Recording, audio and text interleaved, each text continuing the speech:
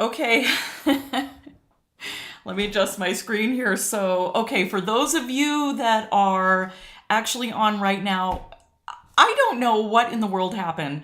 I had this all set up through YouTube, getting ready to post the links so everybody could join in a little bit earlier, and then bam, all of a sudden Facebook went ahead and scheduled this as a Facebook thing, and I had actually even had somebody from Facebook walk me through setting up that event. So I'm really not happy with how that worked with Facebook. My gosh. So I posted the link to that Facebook Messenger thing, and Pat, you're absolutely fine. No, there could be 1,000 people here, which is I thought what was going to happen. I thought everybody was going to be funneled through to my class on my website, and I just posted the link there, and that's where, you can find the paint, the brushes, the colors, the image.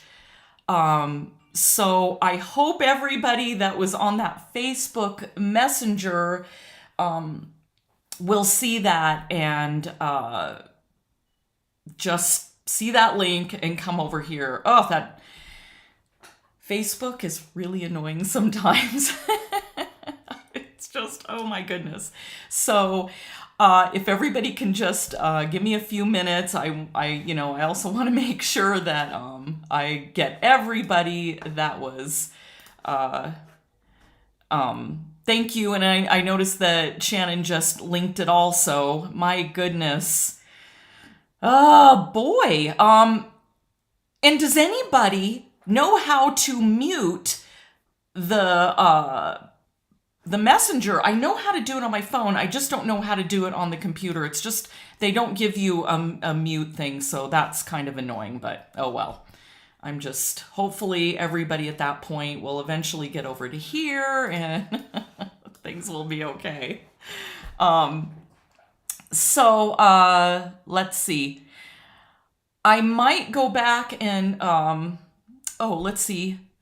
Shannon says again, I forward the link again on the Facebook Messenger page. I just saw that, Shannon. Thank you.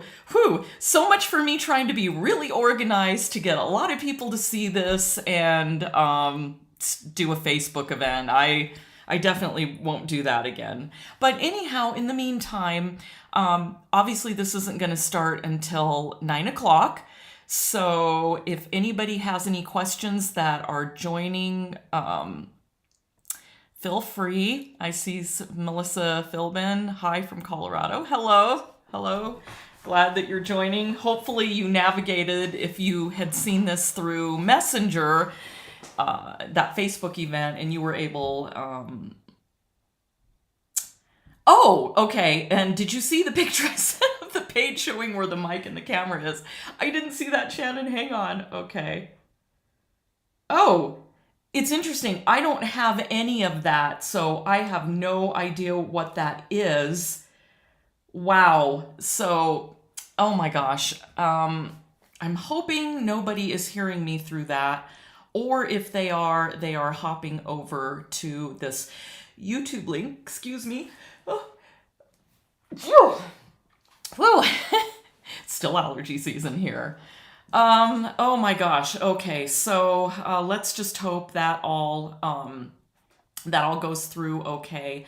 And, I think the other thing I may do quickly is gonna move this over.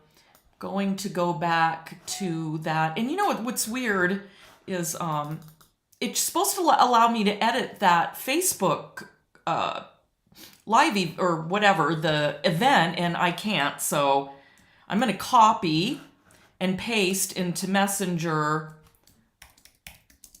is about the site where you can get all the information, the drawing, the painting, or the image, the colors, etc. So give me a sec here.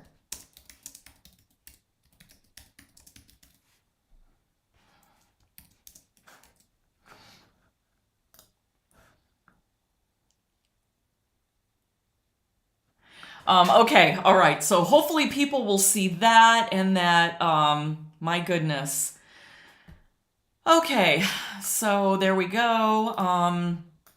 And I probably should post that on, so give me just another sec here on that channel content. I'm gonna go put it on the details.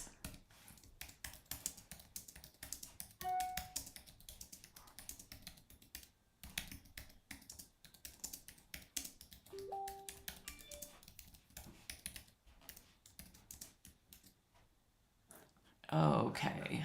All right, so I've got it up on there too. So hopefully people get redirected to here just when you think you have everything organized and then this kind of stuff happens. Okay, so anyhow, it's about 8:23 and being that this is being that this is just everybody's waiting for me. I only had a cup of decaf coffee this morning, so if everybody is okay with waiting, just give me a few minutes. I'm gonna go get a cup of coffee and then I'm gonna come right back and yes, I'm gonna hit the film down so you can see the image and you'll be able to see the palette and yeah, and then we'll get going. So I will be right back. Let's see, got it. Yep, see everything fine. All right, be right back.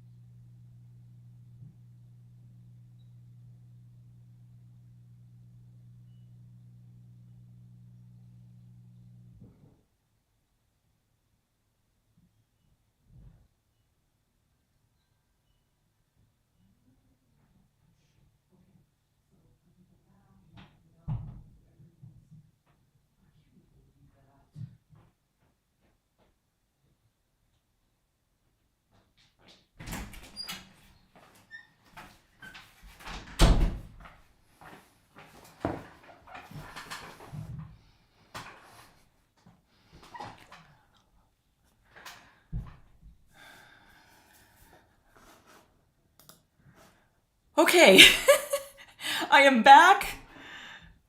Have a cup of coffee. And oh my goodness. Okay, so my gosh, if anybody got here from that Facebook live event, I'm a little embarrassed and I'm so sorry.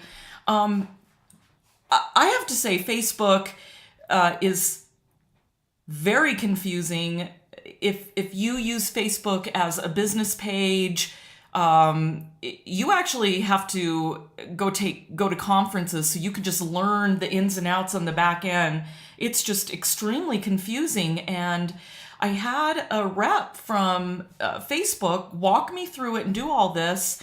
And she's like, oh, yeah, this will be a way to spread the word and get people, so they can watch your class. And then the next thing I know is there's like 800 or more people going to attend. So I'm thinking, oh, well, this is great. Everybody's going to, seeing the YouTube link that I had posted in the description. Or, I'm sorry, not the YouTube link, my website link, so that you can prepare, the image, the paper, and oh my gosh, it's kind of embarrassing. Now I feel like hopefully most of those 800 people don't think I'm a flake.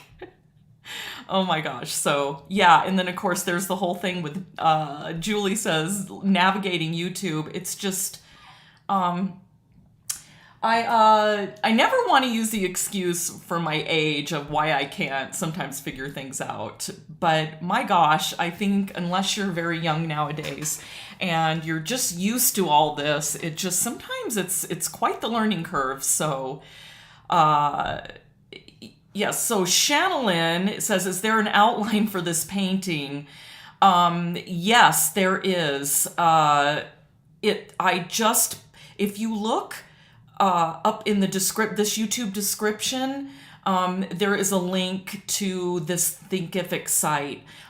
Shannon, if you're watching, I don't suppose that you would mind. It's not letting me. Well, wait, I can do it through. I try not to have too many windows open so that I can keep my image really big, but I can go to the chat here and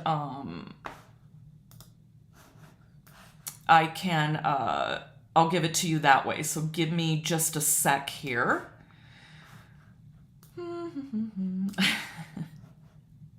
Let's see. Okay. Oh, here we go. Okay. Here is the link for all the downloads.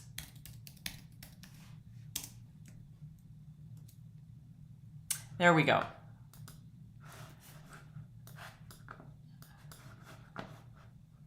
Okay, I just posted it in the chat, so you should see that in maybe a minute or two. With YouTube live streams, that there's a little bit of a delay, so you'll see that in a minute. Oh, well, at least I'm seeing it on there. So, oh, okay, good, it's there. So, so sorry for all the confusion. The last one I did, the teacup, that one actually went really well, and I was really proud of myself for getting everything organized. And everybody was able to see everything. And oh my, I'm just so sorry about that, everybody. And we got somebody. Hi, Barbara from Namibia. Wow, very cool. How nice. Okay, so, and again, it's early, so I would love to hear people's questions. It really is a lot easier to talk about everything when I'm not painting, so that I am not thinking, talking, and painting all at the same time. And trying to think about everything I'm doing in the painting. So go ahead and ask some questions. Let me start out by saying that if you are new here, hi again from California. Yay, Sila. Yay, good to see you again.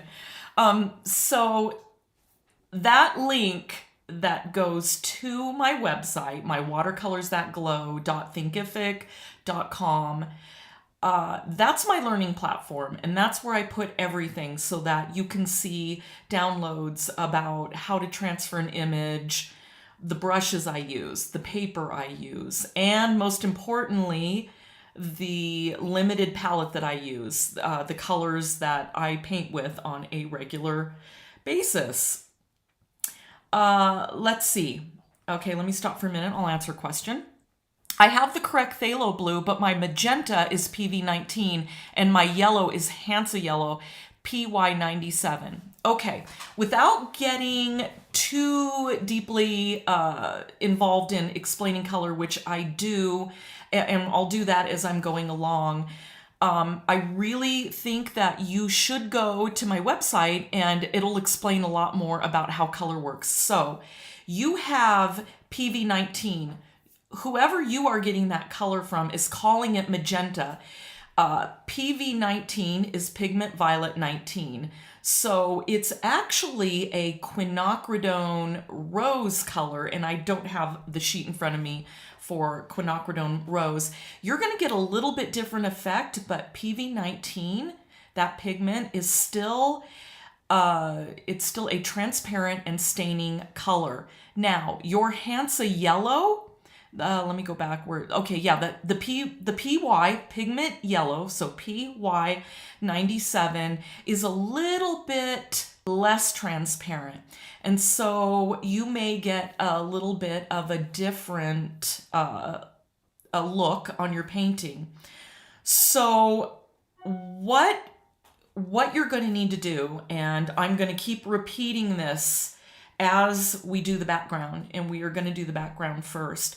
What is the most important thing is how much water you have on your paper and getting that water to sink and pull down into your paper.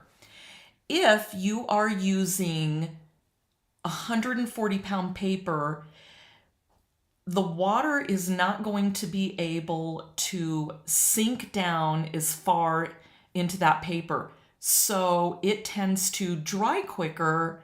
And because of that, you don't have that time to work on building up all those beautiful blends in the background. That's why I don't use 140-pound paper. So I'll say it in this way. The pros and cons of 140-pound paper, and I really think it's important to talk about this, and I'm going to keep going over and over this as we paint so that people who didn't get here this early will understand this. The great thing about 140-pound paper is the cost. It's a lot cheaper.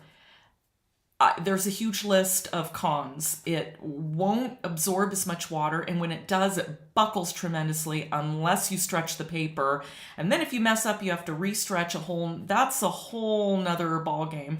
I don't want to take time to do that, and even when you do stretch it, it still will buckle if you put a lot of water on that. So 300-pound paper may be more expensive, but boy, is it ever, it's a game changer, a complete game changer.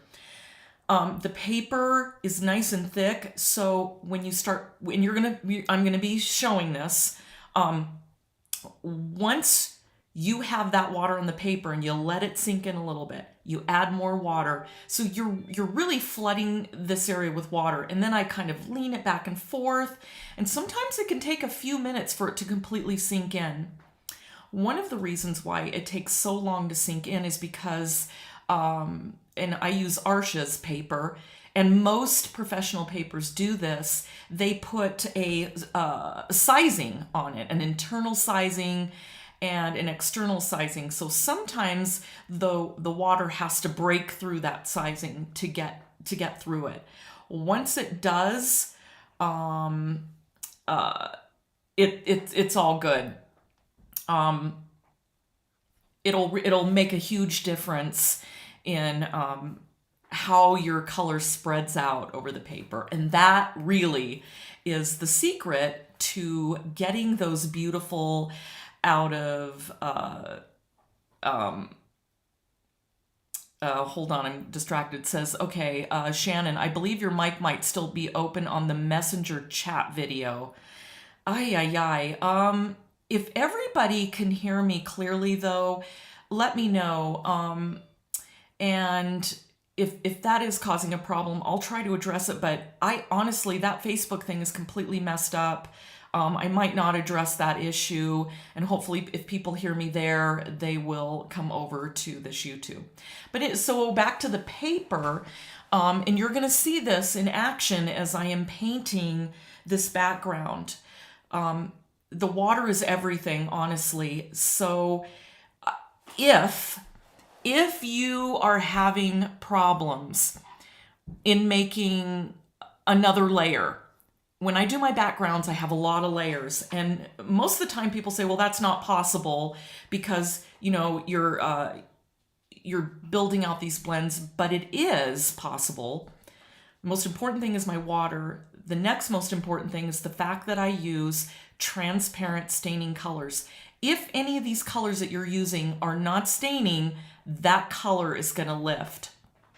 So when I get questions about, well, why did everything blend and some of my color lifted, the first thing that you want to think about is that your water you didn't put enough water and let it really, really sink in and have it have a nice glossy sheen. And then when you tip it to the side, you don't see any runs. If you don't have that, you are not going to have enough working time to get those colors to blend out, and they're going to look patchy. So number one, it's the water. Number two, it's the paper. If you are not using that 300-pound watercolor paper, you're going to struggle a little bit. And the third thing, if you are not using transparent staining colors, those color particles are going to sit on the surface of the paper. That's the difference between the transparent and opaque colors like cadmium reds, cadmium yellows. They have very, very large particle sizes in the pigment, so they don't like to sink into the paper. So that's going to be really important. So let's see. Oh, thank you, Shannon. There are great things about online, but then you get these people, these scammers, and so I made, obviously this is a public video, which means the chat is public, so hopefully everybody can ignore those really awful comments I'm seeing. Let's just ignore that. So let's see. Oh, good. So everybody's saying they hear me just fine and clearly. Good. So, okay, the next question. What's the biggest size of paper you have painted on? The biggest size I have painted on, and I do most of my paintings in this size, is 18 by 24. To paint any bigger than that, I'm really impressed with people, but the amount of detail that I do on my paintings, it would take me forever. For instance, and I think I can grab it and go get it. Let me do that. It's only 8:41, so I'm just gonna grab a painting I'm working on. Okay, let's see. Okay, there, you can see it. Okay, there we go. So this is 18 by 24. It is a still life I'm working on, and I haven't been able to work on it very much because I've been doing a lot of teaching. So as I pull it closer, you can see how much detail I've got into it. Right now, I'm working on building up the, the glass part. I still have a big part of the glass to do here, but and the colors are a little bit muted because, you know, obviously it's a webcam. But this painting, I have probably gone over these areas, my gosh, probably 20 times, just building up all the values on that. So I could not be doing this if it wasn't for having transparent staining colors. So anyhow, you can see that I've gone over this a lot. It's 300 pound, and I know it's kind of hard to see, but over on the sides, I've had to retape it down quite a bit. And this is 300 pound paper, and that water still on occasion will bend an area. but I just retape it and push it down and it usually goes back to normal. So, so this is what I'm working on right now. And okay, let me go put that back. And that's just to show you that if you were to try to do something like that with opaque colors, my gosh, it's going to be a mess. And that also leads into, how do you stop muddy colors? Stop using opaque colors. Put them away. They're beautiful. I must admit, those cadmium colors they're gorgeous. But when you try mixing them with other colors, it does nothing but dull down and create mud. So stop using opaque colors. Yeah, that's very important, and that's why I'm very specific on my supply lists about picking the correct pigment number and the correct transparency. All that is just so important. And if you've looked at any of my paintings, I've come one back here on the wall and a couple behind or on the sides of my walls, which those you can't see, but yeah, it's transparent staining colors. That's just the best way to learn, and that's what we're going to be using. So then, and by the time 9 o'clock starts, what I'm going to do is I am going to show the colors again, going to explain them again, and I'm going to put them on my palette as fresh color so that I can get the maximum amount of saturation on that background. So if you are starting and you're getting all prepped and ready for this, and you have those colors on your palette and they are dry, you may want to put some fresh color next to them or wet them really well. It's very, very difficult to get really deep values and saturation with dry colors. So yeah, so just make sure you do that. And let's see. What else am I seeing? Oh, just got here. Hello. Hello, Teresa. Oh, good. So hopefully everybody is finding this from that goofy Facebook Messenger thing. My gosh. Okay. So again, just be aware that if you are painting on 140-pound paper, you might have a little bit different effect. So don't beat yourself up over that.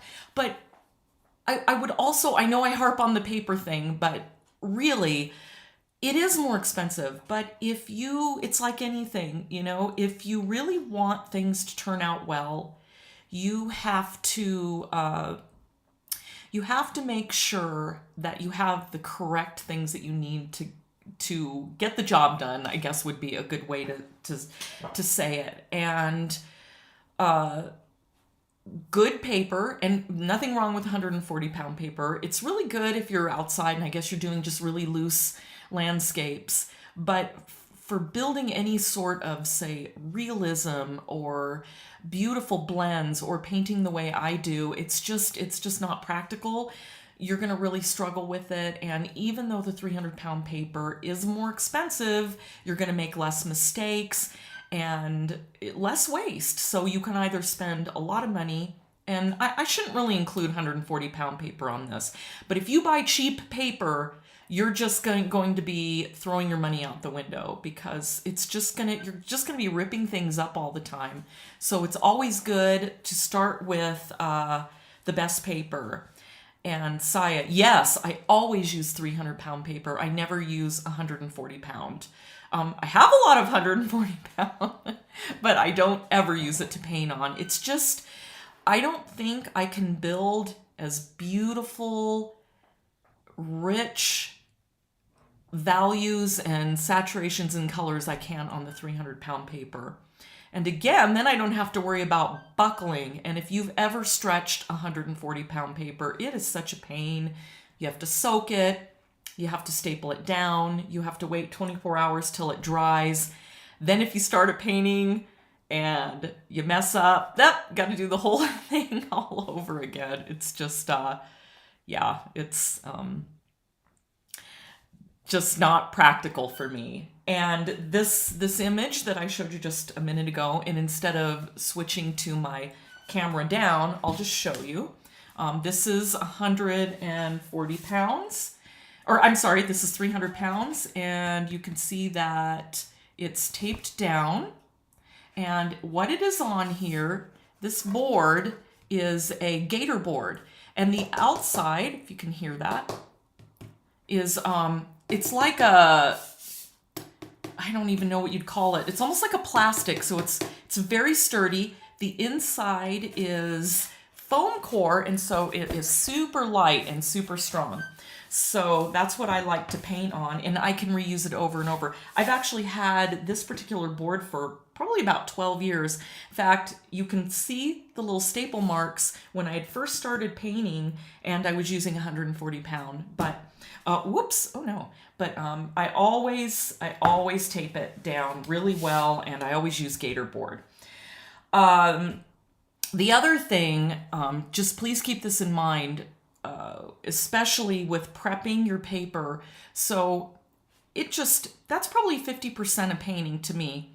Making sure you do a color wheel, and we're gonna go over that a little bit. Making sure you do a color wheel, making sure you mount your paper correctly, and whatever you do when you tape your paper down, do not use colored tape.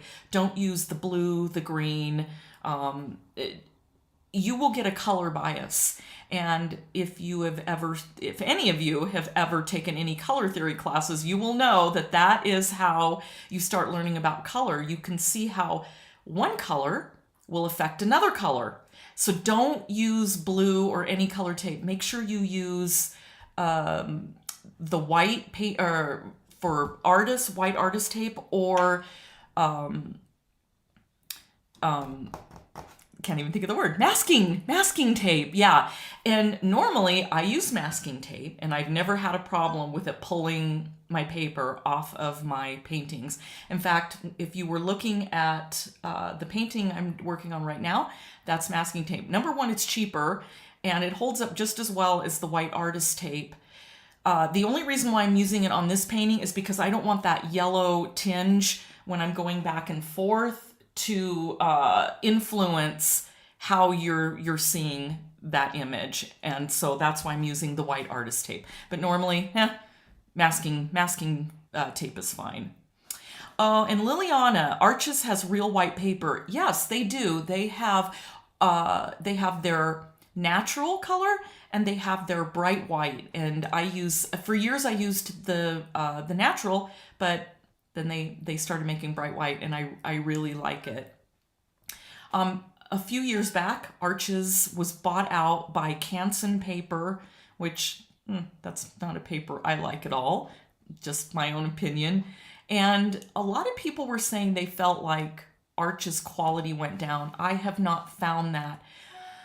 What I think is really happening is it depends on where you buy your paper. This is pretty nitpicky for me, but I made sure I called around to all the online supply places, and I made sure that when they're packaging up paper that it's always handled with gloves. And that's why I always order from Dick Blick. I've never once had a problem with their paper. They handle it really well. If you buy your paper from a store, most likely the store employees have been handling it with their fingers, which creates oil on your paper.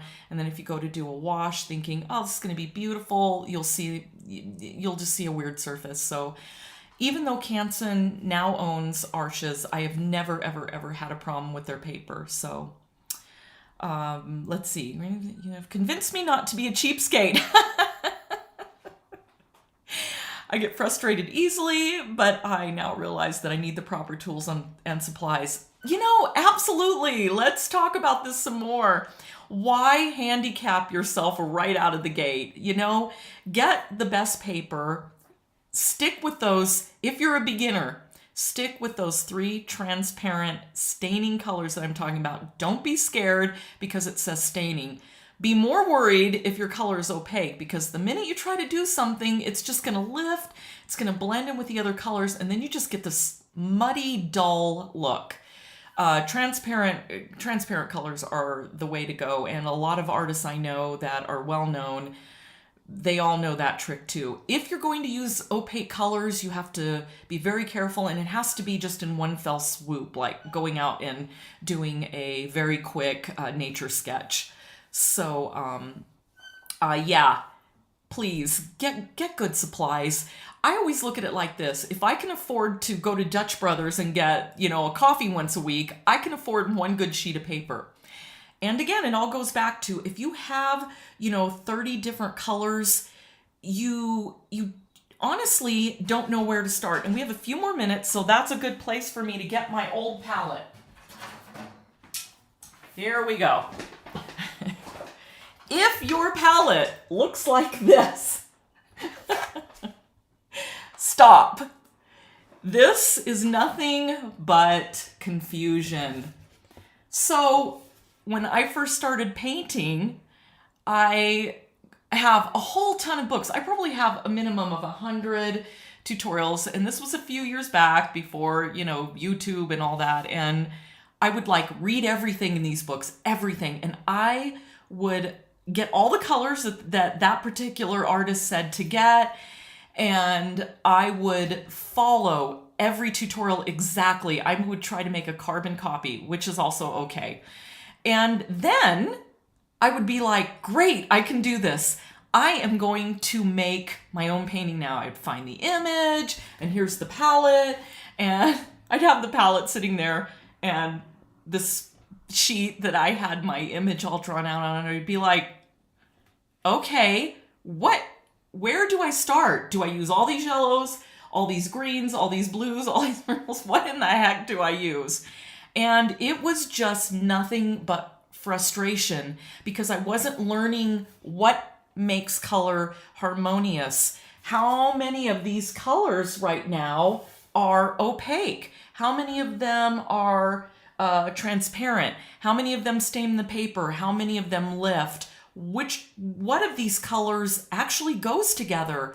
And that is why you'll see people and you'll look at their painting and you'll go, wow, that's just stunning. That's because they understand all about harmony and how color works together, and why every well-known artist, I shouldn't say every, I'm going to say most well-known artists, end up painting with a palette of a very small palette, 5 colors, especially watercolor artists. The better you get, the less colors you paint with. So put that away if that's what you have. Go buy a Corel plate, the large dinner plate, couple bucks.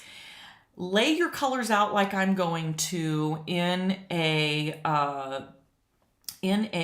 color wheel pattern. That way you start understanding the relationship of the color better.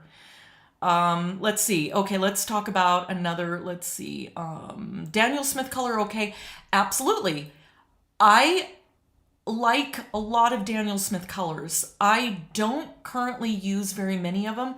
In fact, I did, and if you go to that link to my website or go on my Facebook watercolor group, you're going to see where I posted, where I took 4 different manufacturers for Pigment Yellow 150, PY 150. Daniel Smith was one of them, M. Graham, I forget the other one, and then Winsor & Newton. All of them have different names, and they all handle their color a little bit differently. Daniel Smith was the one that I liked the least. It almost had a gray tint to it. But as long as you go by the pigment ID number, you can gradually start figuring out what colors you like that are transparent and how they all can harmonize together. And you're going to see that as we start painting in a few minutes. But it's only 8:56, and we'll give everybody a chance. Peggy, let's see. I wish you were my watercolor professor back in the 70s. You are so right about that big palette. Oh, thanks, Peggy. Yeah, it's confusion. And trust me, I wish I had all the paintings I did when I first started, because I tore them all up. They were so bad, but I didn't know what I was doing, and I was confused. Again, I was looking at that palette going, well, okay, some of these reds, they all look different. Some are dark, some are light, all these yellows. And I was completely confused. I did not know for the life of me how to create color harmony. And I know a lot of you have seen my paintings, and you can see that at the most, if I do paint with more than 3, it will be 5. So I'll have my one yellow, which is my nickel azo yellow. That's your anchor color. That's your most important color. And I always paint with that. And then if I have a very complicated painting, I may use a warm and a cool blue, both of them still transparent and staining. And I might use a warm red and a cool red, like a quinacridone magenta and quinacridone rose, which are both transparent staining. But that's only on a little bit more complicated paintings. But for the most part, I still stick with my 3 colors. And I think the most important thing about that, and I've probably said this over and over again, is it forced me to learn how to take those colors and use them to my advantage, even though they're limited. Like playing complementary colors off against each other, purples and yellows, reds and greens, blues and oranges, learning to use value to my advantage, making sure that I had really, really dark areas to make other areas look really bright. So by limiting my my color choices, by limiting myself to just that simple 3-color palette, it forced me to learn color in, I don't even know what the word is to use, but kind of beside the point. So it was just huge. And not only that, when you are really using a limited palette, you start knowing how your colors are going to behave. Like, what is that yellow going to do if I drop it into a background, which we're going to see when we get started with this. What is that yellow going to do? Well, I know my nickel azo yellow is going to push those other colors away. If I just drop it in really watery, well, that might be to my advantage sometimes. Maybe I want that yellow to kind of blossom out and create this gorgeous, maybe bright spot in a background. So now I know that that's what nickel azo yellow does. So having a palette full of 30 plus colors is just, it's just very, very difficult to really learn how to paint. The other thing I've never liked about a big palette is they're very hard to clean. At least with my plate, I can clean off and keep my yellow very, very clean, and I can keep all my colors clean. So yeah, that's why I paint that way. And oh, hi Christine, good to see you again too. Faber-Castell. Ooh, I don't think, and please somebody correct me if I'm wrong, I don't think Faber-Castell has a professional line. I think their brands are all for beginners. Oh, and I hate even using that word. Please get professional, the tubes, the ones that I suggest here. And there's a lot of different brands. There's Daniel Smith, there's Schminke, M. Graham, my favorite, Winsor & Newton, Sennelier, Holbein. So there are a lot of good professional colors. Don't even bother with student paints. Yeah, they're cheap, but they hardly have any pigment in them. It's mostly fillers, and obviously that's why it's cheap. Nanette, hi from Vermont. Nice to see you. Glad you're joining us. Okay, so let's give everybody a few more minutes to show up. I don't want anybody to miss the most important part. And again, the foundation, getting started, being prepared for your class. And speaking of being prepared, I didn't prepare my sheet, my color wheel recipe card. Give me a sec here. I'm gonna get a sheet of paper.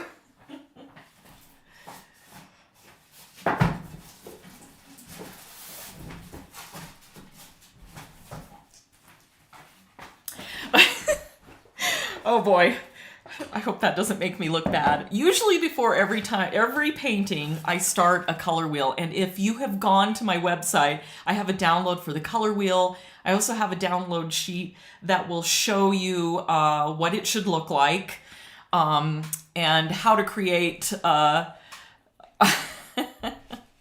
how to create a color wheel recipe card and why I do it. So I'm so silly. Okay. So, hi everybody. Hi from Gilbert, Arizona. Just listening and watching today. Thank you for this lesson. Oh, great. Yeah. Watching is fun. I subscribe to a PBS channel through our Roku, and every once in a while I just love watching Bob Ross. It's just, if I'm feeling stressed out at the end of the day, I just I start watching Bob Ross. We need Bob Ross and Mr. Rogers in our life more. At least that's my feeling.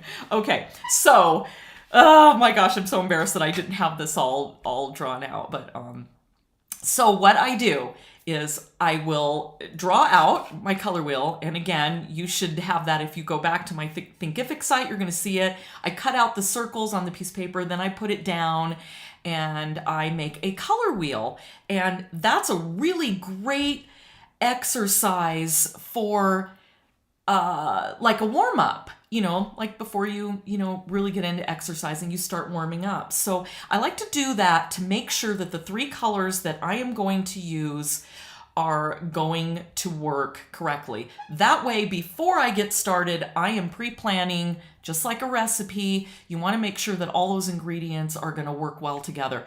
And then if not, I haven't wasted a piece of paper and I can substitute out a color. Like if I thought, for this one, my quinacridone magenta wasn't going to work right, I could go, I think I'm going to use quinacridone rose because this painting tends to lean a little warm. So I think that's going to be a better color for that.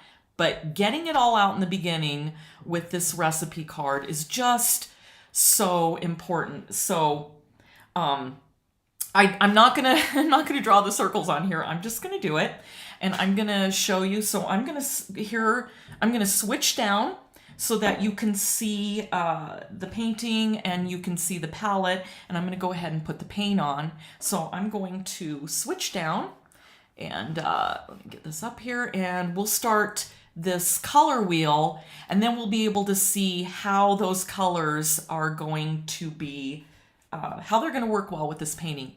And if you haven't already, let me just mention one more thing. My friend Shannon, which, my gosh, she is such a huge help. Shannon, I just want to thank you for everything that you're helping me with and maybe answering some questions. She's a really great friend. So kind of lost my train of thought there. Okay, so we're going to do this color wheel recipe card, and I'm going to take away this painting for a minute and pull this over, and I'm going to go ahead and face down, and here we go. Okay. All right, here we go. So here's the image, and I'm going to pull this away for just a minute so we can do this color wheel. So I'm going to set this off to the side, and here is my palette, and I'm going to go ahead and I am going to put my yellow up at the very top. My color is fresh. I'm going to say this. If you are using dried pan colors, I'm not going to say don't bother, but it is almost impossible to get those pan colors to get thick enough to create a background, to get that color to really sink in. It's just, you are just going to really struggle. Okay, let me pull that back down. This time I have a little bit bigger plate than the one I used last time. I really struggled with that smaller one, having to reach across like this to reach it and see all my colors well, but that's okay. So the yellow, let me pull this over here. So again, let me get that up close. It's give me a sec here. My camera moved.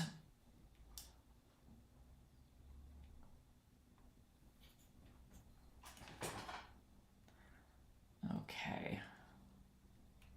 Sorry about that. Let's see if it gets back into, okay, there we go. All right, so this is my my nickel lasso yellow. This is M Graham, and right on the side is where they list, there we go. They list the pigment ID number, very small, so it's almost impossible to see. So that's my yellow. And here is my quinacridone magenta.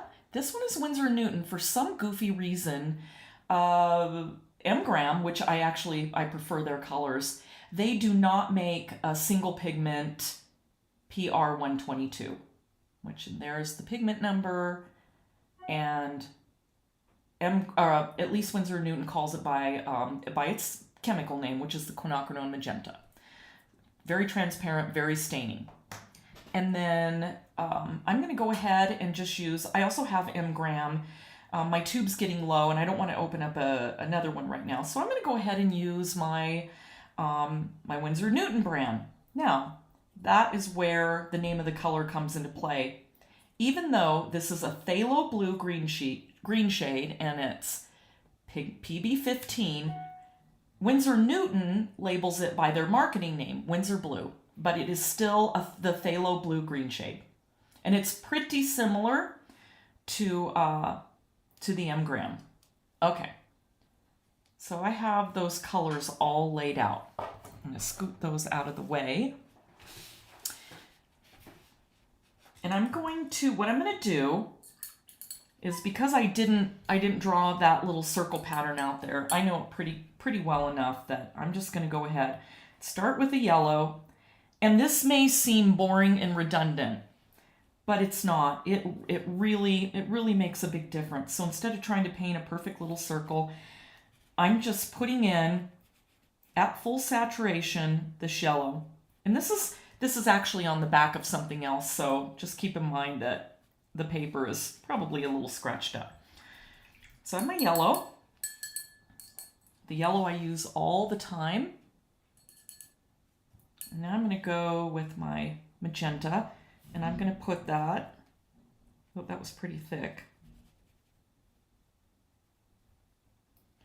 Put that to the left. And some people put their magenta over on that side and then their blues over here. That's just the way I do it. It doesn't really matter. It's just a color. We're just creating a quick color wheel here. I already know that these colors are going to work for this painting, but I want to show you why. I always think the why is just the most important part. Why are you using these colors? Instead of just telling me, show me. What do they do? And that is just a gorgeous and beautiful phthalo blue. I might also mention that this is called a printer's primary, and the reason is because printers use yellow, magenta, and they call that cyan, and then black for really dark values. But again, if you already know me, you know we're going to be creating black. We're going to be creating every color we need for this painting from these three. So these colors, believe it or not, are what printers use to get, well, photographs, magazines, whatever you see, posters. So now what I want to try to do is I'm going to go right across from that yellow, and I am going to I'm going to see what kind of purple I can get. So I'm going to take some of that red. And again, if any of you have already done this or this is boring, go ahead and get yourself some coffee. But if you haven't, really, it's huge. This is part of the process of preparing to paint. What you want to try to do is get a middle of the road purple or violet, whatever you want to call it. And I'm going to put it right there. I should have made it a little bit thicker, the paint, because I want it to be nice and thick and saturated.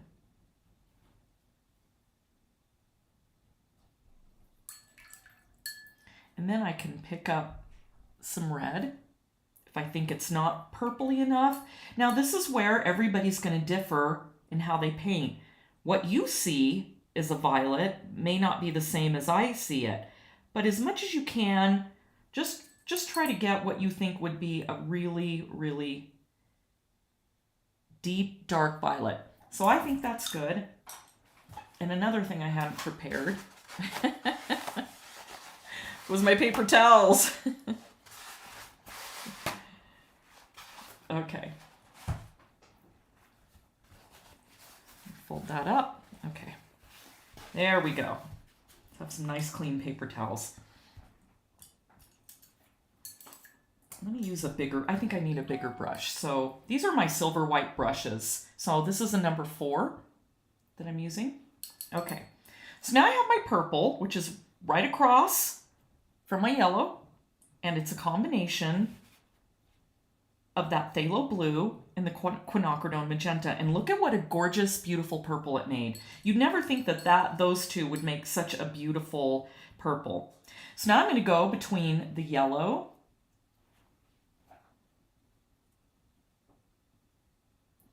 and that blue. Clean my brush each time. And I'm going to go easy on your phthalo blue. Boy, it is a super strong color, as you are going to find. So you just want to be very careful with it. And here I have a lovely, lovely, it's almost like a grass green. And I'm just going to pick some color up from my color. You can do it either way. You can mix it on the palette, or you can actually mix it on the paper.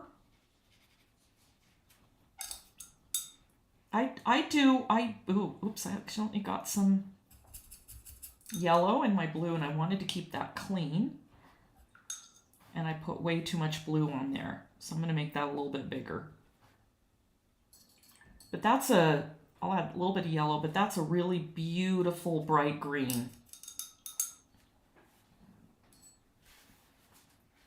Now I'm going to go on this side, and this time I'm going to actually put it on the paper. I'm just going to put some of that magenta down.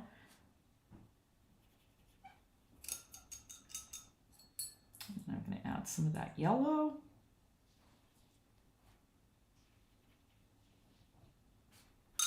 And I have a very lovely orange, which I'm pretty happy with. So that's across from the blue. So that means blue's complementary color is that orange. Purple's complementary color is that yellow. And red's complementary color is that green. We're just going to call that red. So I know that's a little bit confusing because you usually think of the primary colors as more of a red, but we're going to go ahead and mix that right there. Because really the object of this is just to make sure that we can get every color that we need, all those oranges and greens and the purples,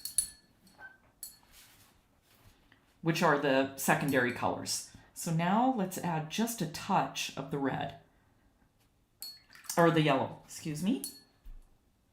And did you see how that yellow kind of pushed that red away? Now I have a nice, beautiful, deep fire engine red. And hopefully you can see that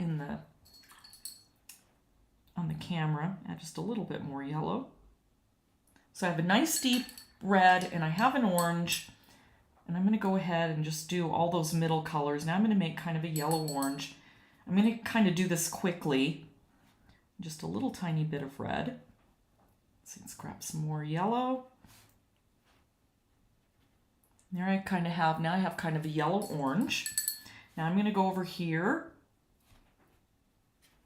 I'm going to make a yellow green.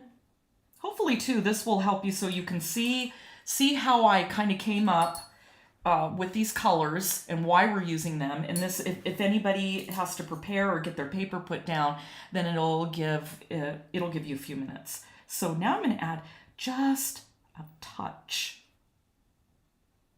of green there. What I did was I just picked up my green because that already had some blue in it.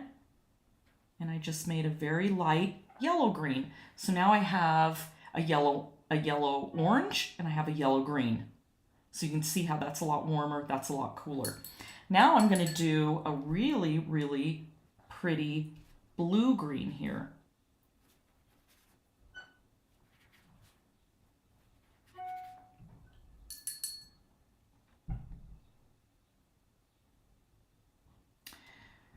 So I'm going to add, there we go. I kind of forgot what color I was adding for a sec. Okay, good. Now I have a nice, deep, beautiful blue-green. And hopefully you can see that. And if you're doing that, I hope you do, because you're going to see how gorgeous and beautiful those transparent colors, and I'll see if I can't hold it up, how they just blend out. And you can see it's not just a solid dark color. You can just see the blues, you can see the yellows in there, and how they combine to make just a absolutely stunning color. Okay, so now I need a blue violet. So let's put some blue down, see what we can come up with a blue violet. And I'm going to grab some of that purple, because obviously that was just the blue and that magenta mixed together. And so now I have a gorgeous blue violet. Move that up a little bit. Now I'm going to make a red violet. And really, if you haven't do this before a painting, it just is a great warm-up exercise. And even though I know these colors well, it's still helpful, because it's just warming me up. I'm just, rethinking everything, wondering if adding another of a color, which I'm going to show you over here, is going to give me dark enough darks. So now I have a very beautiful red violet. So now what I'm going to do is I'm going to take these colors and I'm going to go over here and I'm going to use a bigger brush, because now let's look at that image. Oh, that's what I was going to mention about the image. If you go to my website and you download that image, you can then put it on, say, an iPad or your phone instead of printing it out. Now, my friend Shannon, she was great. She did a little Facebook post and showed everybody what happened when she went ahead and went to a UPS store and blew it up. But I still think it's a little better to have it on your screen. You're just going to see the colors and the details better. So I'm looking at that image, and obviously the background is a little bit out of focus. So let's try to see how we are going to create those darker, super dark greens behind some of the petals. See, because this is all great and fine. We have that. We knew how to mix all those, and we've now shown that we can mix all those. But how do we get these dark colors? How do we get these, I'm going to say black, but I usually like to use the word dark values, because there really is no blacks. It's all black really is just a very darkened value of something here. So I'm going to go behind. I'm looking at that petal in the background, and I can see it's a really dark green. So here's what I'm going to do. I'm going to grab some of that blue, and I'm using a lot of water, and even more water, and just putting it right there. So now I'm going to add some of that yellow, a lot of yellow. Don't be stingy with your paints. I see that as people have a lot of problems sometimes because they just want to have their paint very dry, and then they go to put it on and it doesn't spread around. And you can already see how, even with adding more water, look at how gorgeous that is. It just spread around and blended out beautifully. How am I going to darken that green now? I need it to look like that color behind those petals. So what am I going to do? I am actually going to go over to my red, and I am going to grab some of that red. And that may seem like, well, why would you put red in there? Well, because your primary colors, when mixed all together, will create black, a very black, black, black. And then you can alter that black with just a little bit more of each color. So you can end up making that value more towards the blue side, more towards the red side, or more towards the yellow side.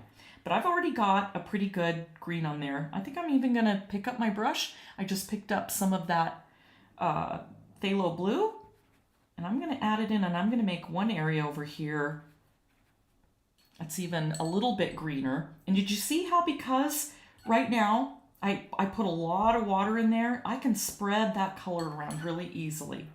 Okay, now I'm going to add a little tiny bit of red. And look what that did. There we go. There's my dark value that's going to go behind that area of that petal. So now I know with these three colors, I can create an almost black color. I can even make it a little bit darker. Add a little bit more blue. Now look at it. Let's add a little bit more red and see what happens. Now it's very, very dark. That's almost a shadow color. And I'm going to lift it up a little bit and I'm going to roll it around. That way you can see how nice and dark I got that and how absolutely beautiful that is going to be in that background. And you can see how everything is working together. That yellow, you can see the yellows glowing through with those blues, and you can see that nice, gorgeous shadow, all with these three colors. Okay, so now as I look to my left and I look underneath the petals that are down in this area, there are some petals behind those forward petals, but they're kind of dark and muted red. So I'm going to see if I can get that dark and muted red. So what I'm going to do is I'm going to go ahead and mix this color on my paper. Again, instead of wetting it first, because I know we want to get painting. But again, this is, you're preparing. At this point, you're making sure that these colors that you use are not going to be any surprises, and you're going to be completely prepared, just like if you have a recipe and you're going to bake a cake. You know what all these ingredients are going to do. Okay, making that nice and saturated. That is very hard to get, and that is very hard to get if you do not have tube colors and or they are very dry. You saw how much paint I was picking up with my brush. So I have a lot of color on there. Okay, now I'm looking at that lower petal and I'm thinking, you know what? But it's almost a little bit on the orangish reddish side. Okay, so let's go pick up some yellow. And there, see what happened? See how that yellow, I knew that yellow would do that. That's what yellow does. That's what Nicolazzo yellow does. But I'm just taking my brush, kind of moving it all around. Okay, so now that color is getting closer to those petals that are underneath that top flower. But how am I gonna drop down that saturation? How am I gonna make it seem a little bit like it's in shadow? Okay, I'm gonna go right across and grab that third color, the blue, and I'm gonna be very careful. Just a little bit. A little bit goes a long way with phthalo blue. Picking up a little bit more. Okay, I can see that color starting to darken up a little bit right in that area. But you know what? It is a little bit more on the purpley side. I'm going to add even some more yellow. So I'm grabbing some more yellow. I'm going to drop some more yellow in there. Okay, I think I'm getting closer to that color, but now I'm going to come back and add a little bit more red. And now I think I'm really close to that back petal color. In fact, I'm looking at my screen and I think it's pretty darn close. And at this point now that I'm really studying these to make sure that this is what I want to use, I'm going to drop in a little bit of yellow over here. And now look what I've done. So now anything that's coming out of that shadow, look at how beautiful that yellow and that magenta and those dark colors are all blending. And all this is happening with three colors, three transparent and staining colors. So that is why it's so important to me to make a color wheel recipe card. I am making sure that all those colors are going to blend together and work well. And that's pretty much, really, I'm not going to say this is simple. This is going to be easier for me. If you're a beginner, obviously this isn't going to be simple for you. And don't feel frustrated when you're mixing these colors because you're learning and that there's no way to get to be Michelangelo just from one or two paintings. It sometimes takes a lot to learn how to build this. And I know from our last tutorial, our last live stream, that a lot of people just went back, redid it, rewatched it, went ahead and, did this color wheel. And you can just see that already I am definitely creating the two most important colors in that painting or in that image. Now what I'm going to do is I'm going to create a really, really super dark value of this color, because as I'm looking at those stems, they are really, really dark valued. And we want to make sure that we get those colors. And the reason why is because that is going to help that front flower that really stand out. We want plenty of value, we want plenty of darks, and we want plenty of lights. So I'm going to go ahead right next to it, and I'm putting on a very, very thick layer of that magenta. And now I'm throwing in some of that red. Oh, I suppose it would help if I moved it up. And now I'm going to throw in that blue. Again, we're using these three colors. And there you can see I'm going to add even more red. And look at that, a deep, deep, dark value that's going to be perfect for those stems that are in that shadow. And so I even dropped in a little bit more of that phthalo blue.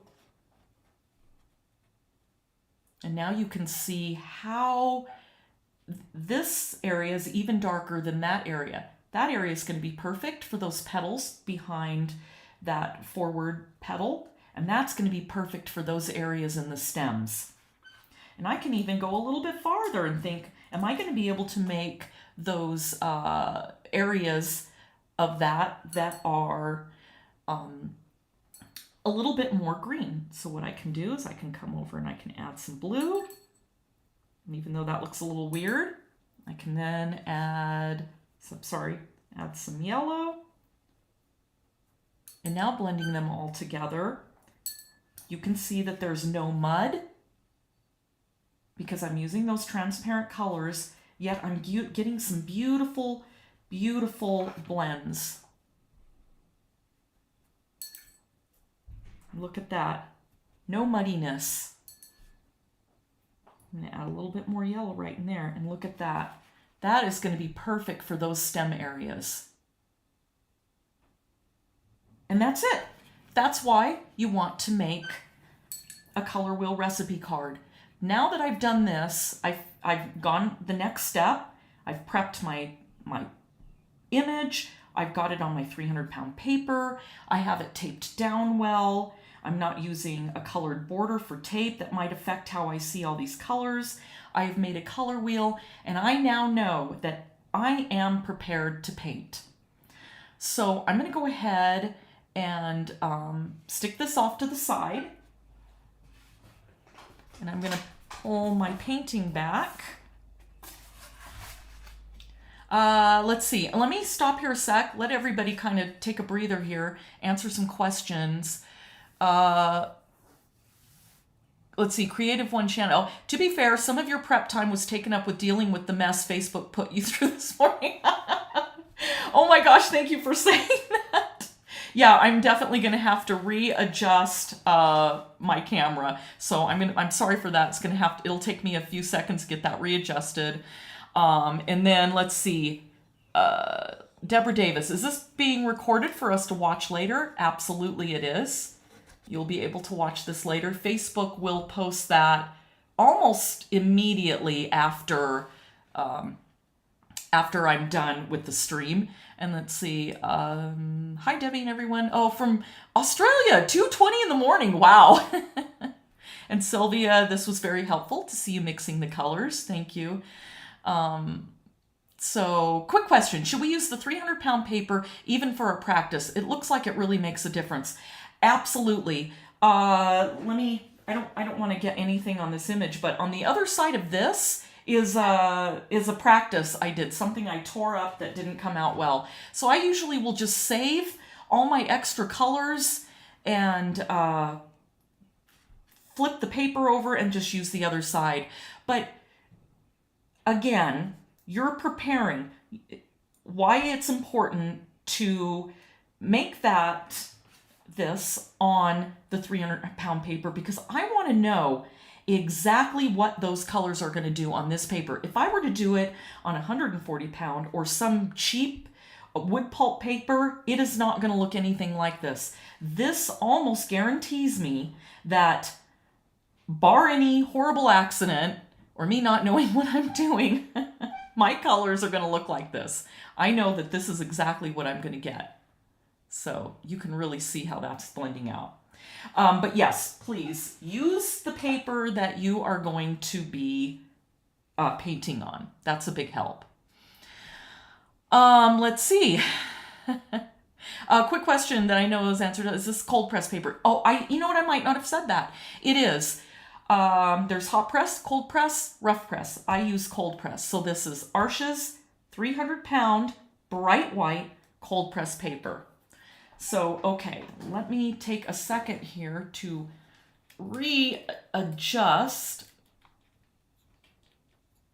my camera. So sorry about this, but I had knocked it earlier.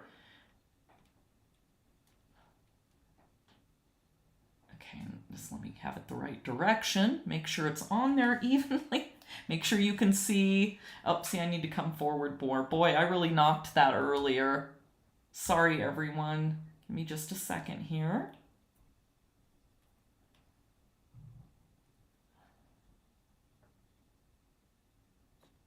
Oh. Okay, let me.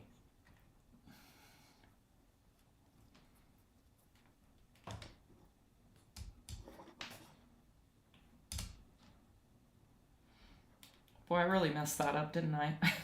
Oh, gosh. Okay, trying this again. Okay, let's see. I'm gonna make sure that I can get everything in there, so just a little bit higher.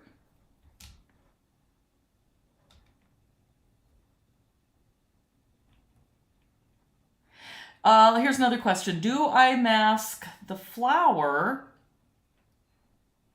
before doing the background? On this one, I've made it so we don't have that issue.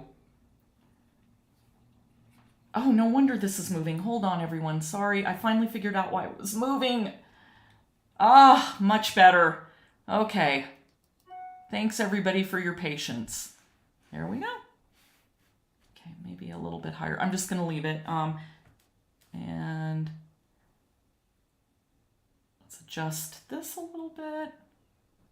It's a little bit more difficult, but I want you to be able to see the colors that I'm painting with and how I pick them up with my brush. That's also an important part of the painting process. Okay, so everything's set. Let me go clean my water and I will be right back.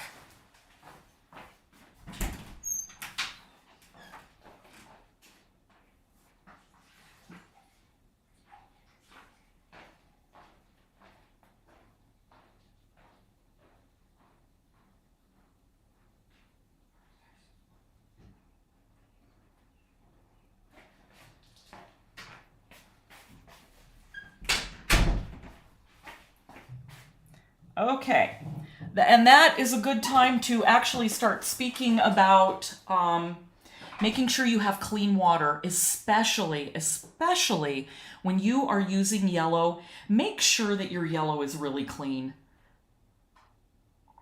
And that's another reason why I like painting on this plate, is because if my yellow even starts to get a little bit contaminated, I can clean it off.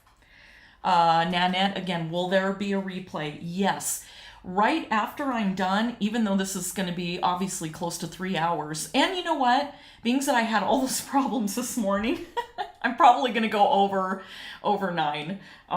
But there will be a replay. It usually takes about, I think around 15 minutes or so. Then they put the replay up. So then you can go and watch it anytime. Let's see. Oh, Michael, is it possible to follow along if you were unable to do the sketch first?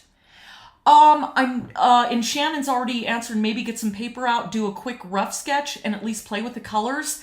Sure, you could do that. And again, was that Michael? Okay, it is Michael. Yeah, Michael, you can, or you can watch, and you could replay it and then do it. And in the meantime, you could just let it absorb by listening, and you could go to my website, go get the image, and get it all drawn out, and then maybe listen, and you could possibly be caught up by tomorrow if you have it all drawn out and start painting. Okay, so I feel ready. This is what I'm going to do. I hope everybody else is ready. So normally, if I do a very complicated painting, I will usually mask out the background.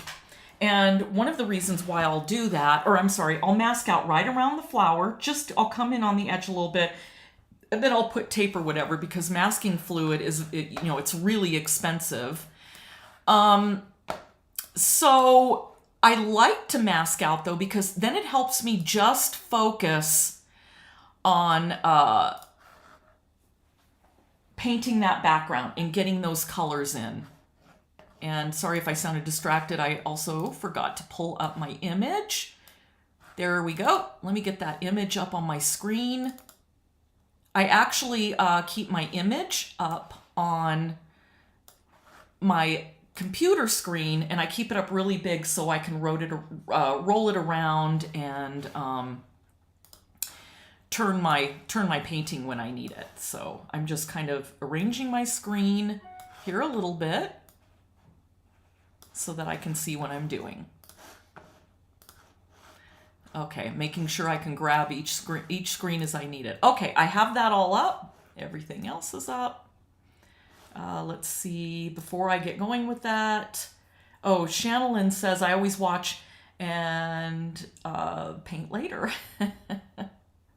Okay, awesome. Okay, everybody, here we go. Now, I'm going to say this. This can be nerve-wracking.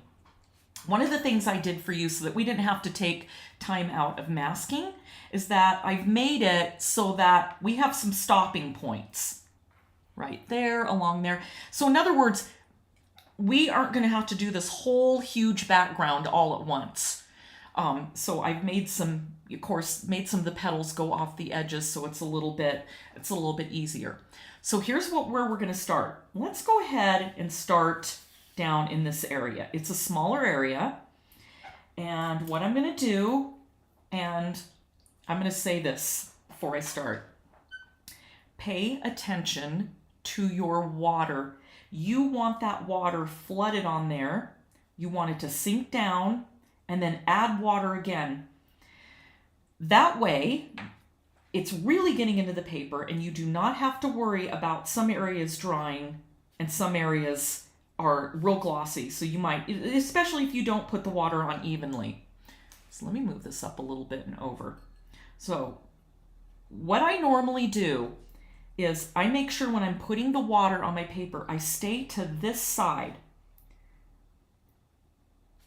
I get my hand up really close to the ferrule of my brush, and I very carefully make a nice smooth line. If you do not do this, if you do not carefully go around that edge, you're going to get a ragged edge. You don't want a ragged edge. It's going to make your background not believable. So I always carefully go around. And then, if I didn't completely get a nice smooth edge, what I do later is I save my background colors. That way I can go clean up the edges later. And you're going to see me have to do that. Okay. And let me go with a bigger brush.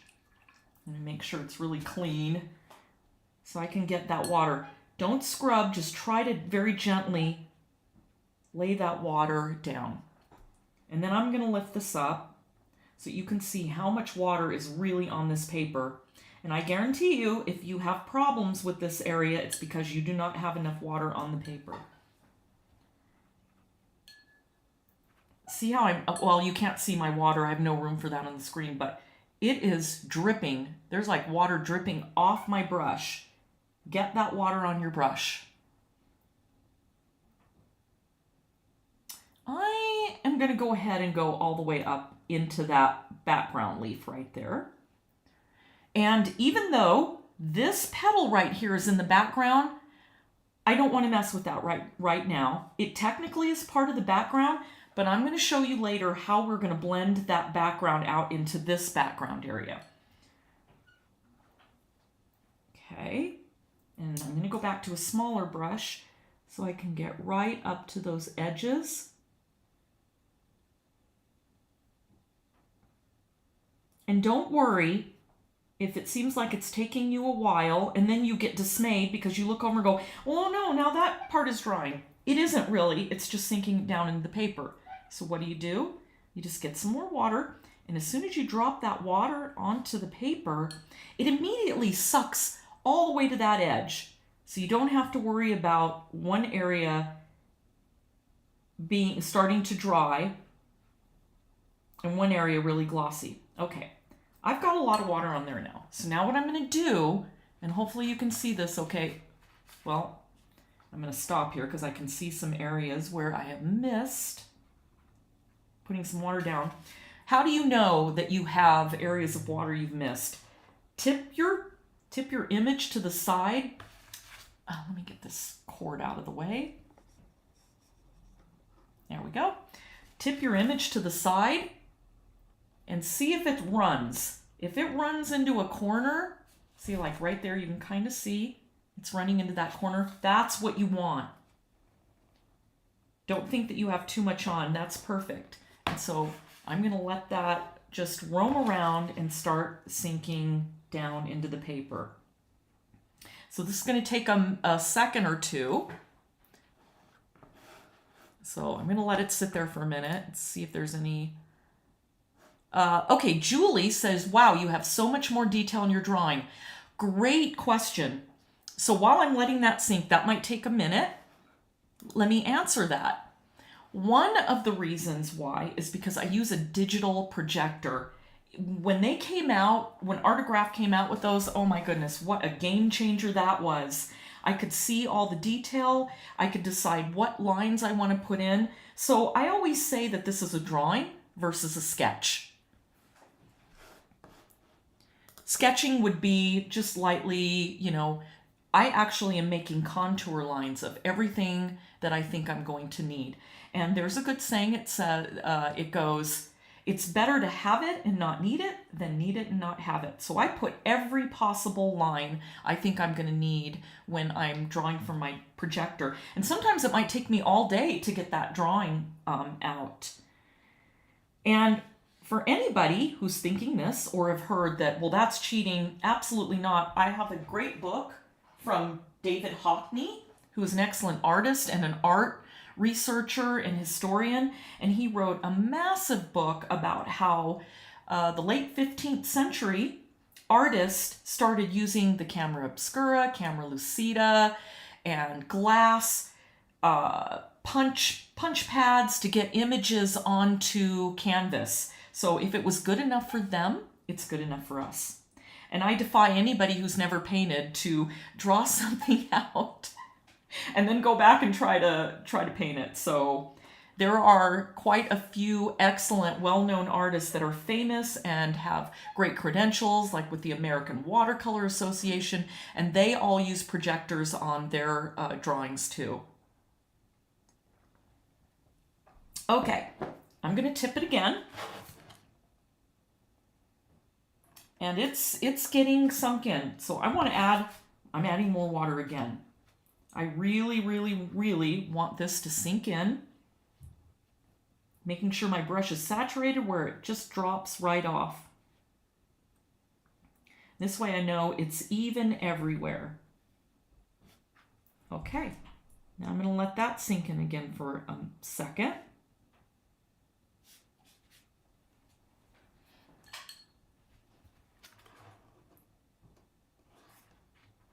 You can see right there how glossy that is.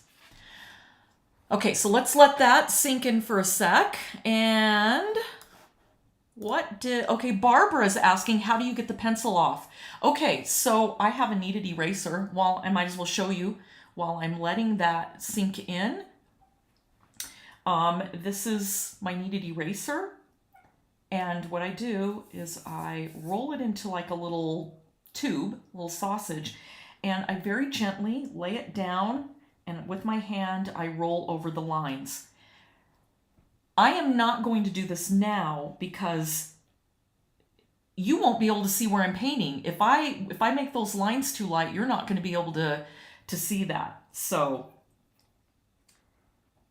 that's why my lines are going to stay dark. So you can take a kneaded eraser and just roll over any area. And whatever you do, if you have to lighten your lines, please do not scrub. That's the whole point of doing a drawing through, you know, either the tracing paper or a digital projector, is that you don't have to erase any line that's wrong. Erasing just will really mess up your paper. So Amalia, so we are not masking. No, we're not going to be masking. I think we're all going to be fine. If you follow along with how I did this, and you can see that I am have got plenty of water on this paper. It's nice and glossy.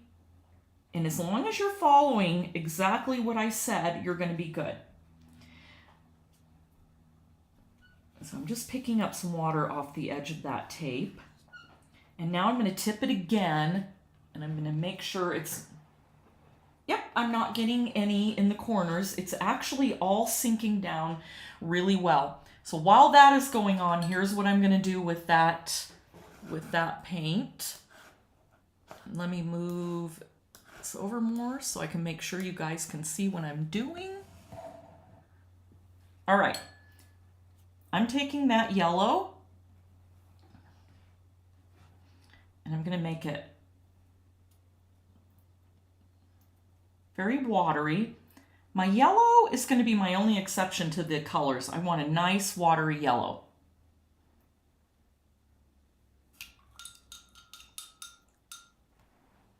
And I think what I might do, give me a sec here, I'm going to actually move that flower that I have up on the screen. I'm going to move that up a little bit so you can see more of this, my color. Wait a minute. That didn't help.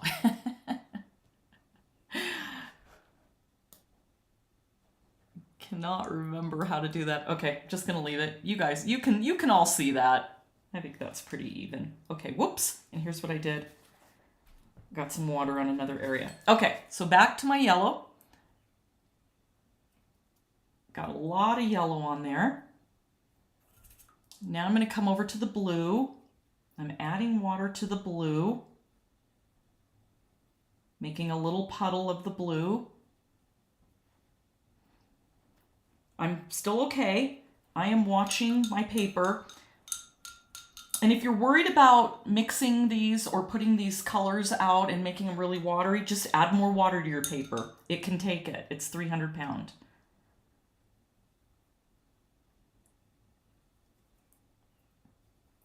Okay, now I have some of that, the red and the blue. And so that I get a nice dark green, I'm going to do exactly what I did before on this. I'm going to, but this time I'm going to do it in the center here so that I can just drop it into areas on my paper. So I'm going to add some blue, a little bit of red, and yellow. So now I feel like I have a nice dark value there.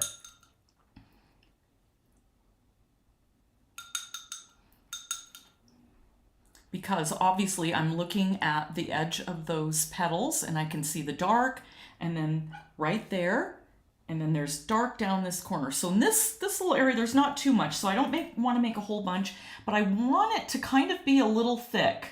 And if you don't get it thick enough, we can always go back over it again. And I'm going to add a little bit more red. And let's add a little bit of that yellow. And I have my yellow mix because I know I'm going to be dropping some yellow in. So now let's get just a little bit of a green, a yellowish green. Okay. I'm going to take a breath, and I think I'm ready to go ahead and put that color on there. All right, I'm going to start with yellow. So I'm going to grab some yellow. And my water is perfect. Whew, I can breathe a sigh of relief. Because what will happen is if you don't let that color sink, or I'm sorry, if you don't let that water sink in, it will shoot across the paper, and it's just really annoying. And if you ever see anybody's very loose work painting, I can guarantee you they are very skilled at how much water that they know is on that paper.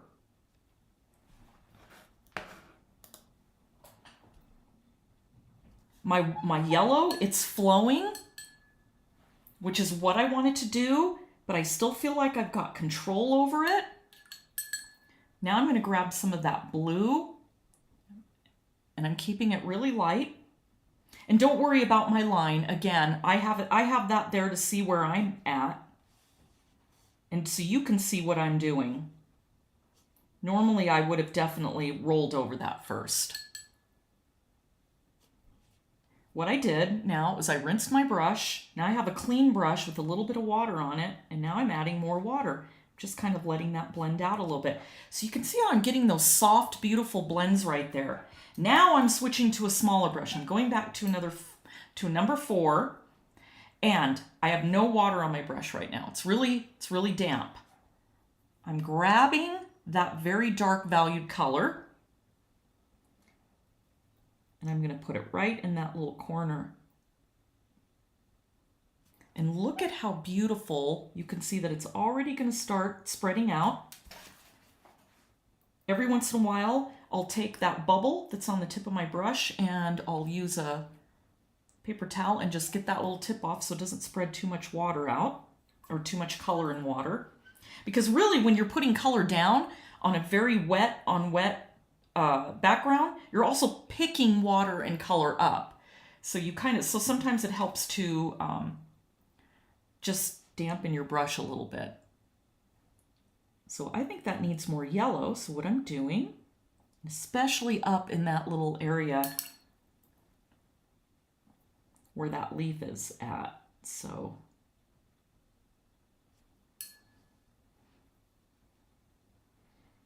backgrounds are hard. They really are. To get that soft, out of focus look, it can be hard sometimes, but it's just a matter of you just have to practice.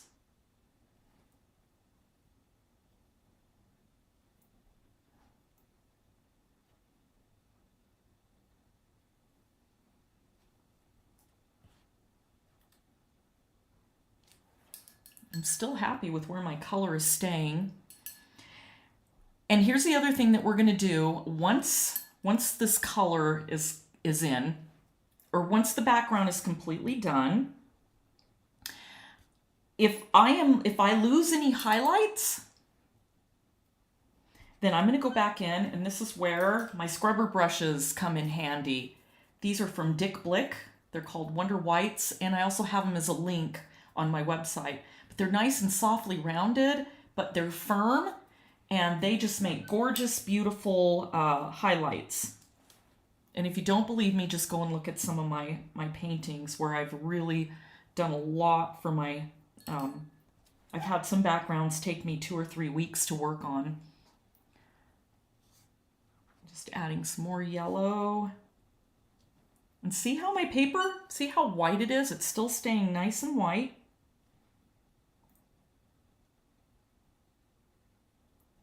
And with time comes learning about how thick that paint should be. Mine wasn't thick enough. So I'm going to go back and add a little bit more of that thicker blue. Getting that bubble off.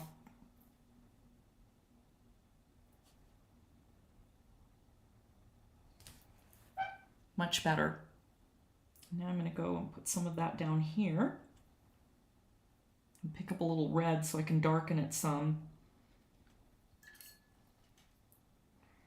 See how everything's just nicely blending out. Let's grab some of that yellow. There we go.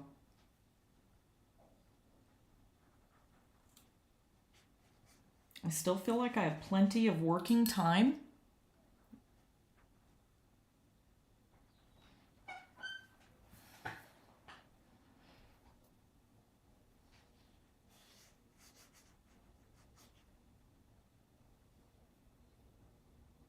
I need to add a little bit more red to that. That's a little bit too green. There we go. Now I'm getting some nice dark values.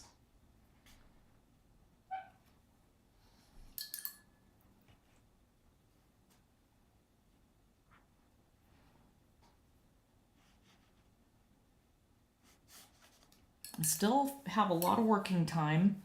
Everything's still nice and wet. I'm going to come over in this area.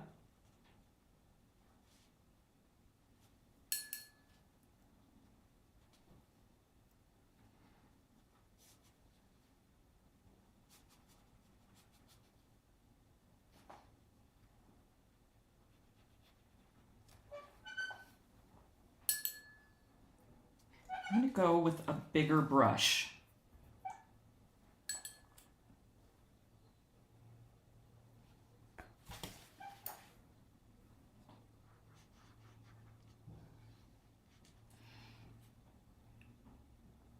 And a little bit thicker yellow. There we go. Okay.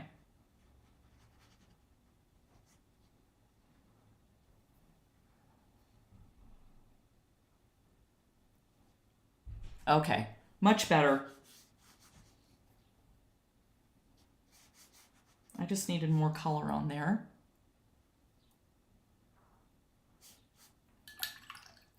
Now I don't feel like that area is blending out really well, so just going to add some more blue. I'm adding water.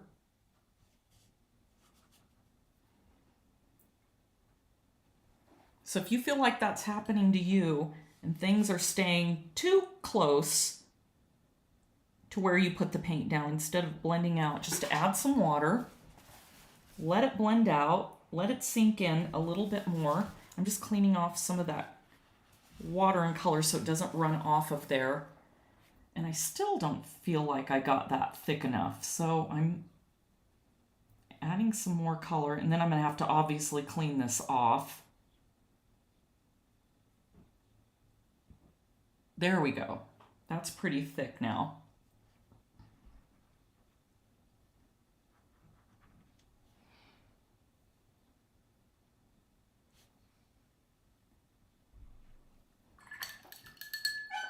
Clean my brush, picking up some more blue.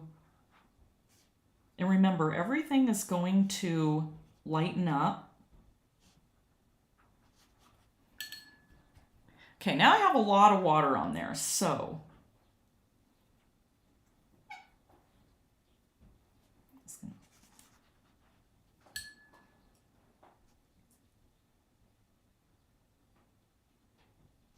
now what I'm going to do is I'm going to pick it up. I'm going to let those colors roll around and blend.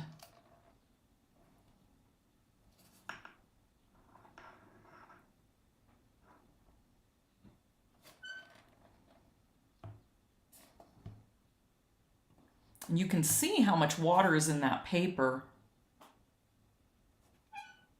because it's actually bubbled up a little bit.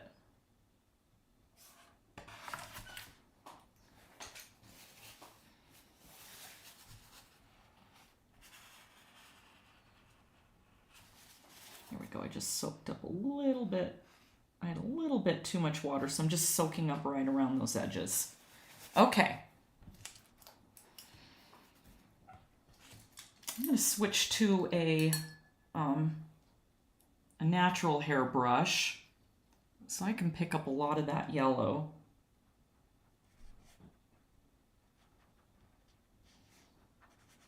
See how much working time I've given myself?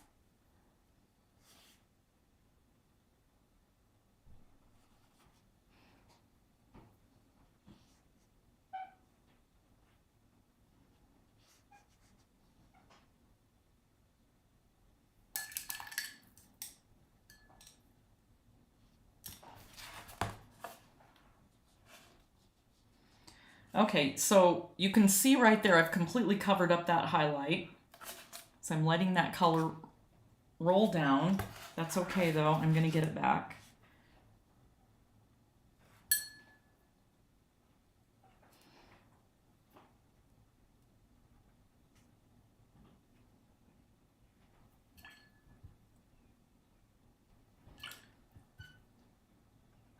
Just going to lift some of that color right from that center with a damp brush. I'm just lifting it up.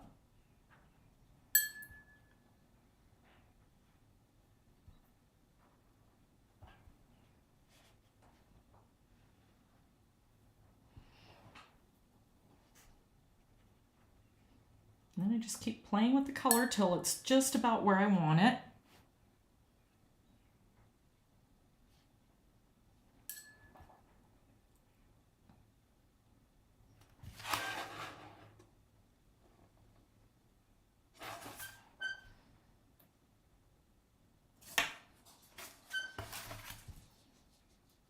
Pull some of, I had a lot of water up in that corner. Okay.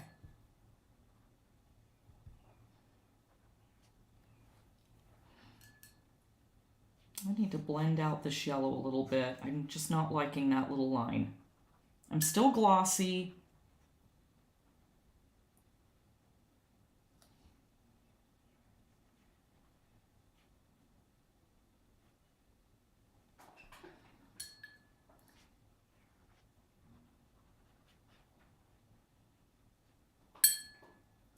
All right, I don't want to fuss with it anymore, so I'm going to leave it alone, and then I'm going to let it dry. While that's drying,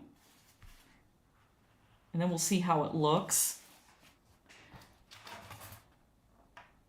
I'm going to flip this over.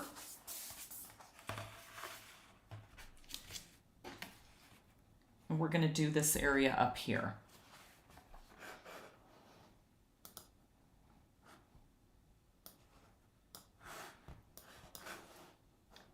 Just want to see.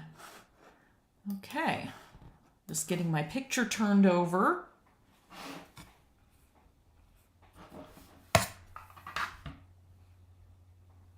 Now this area up here does not have a lot of dark areas. It's lighter, but I'm going to keep these blends that I've got here. And I'm going to wet the whole thing as soon as I get some clean water.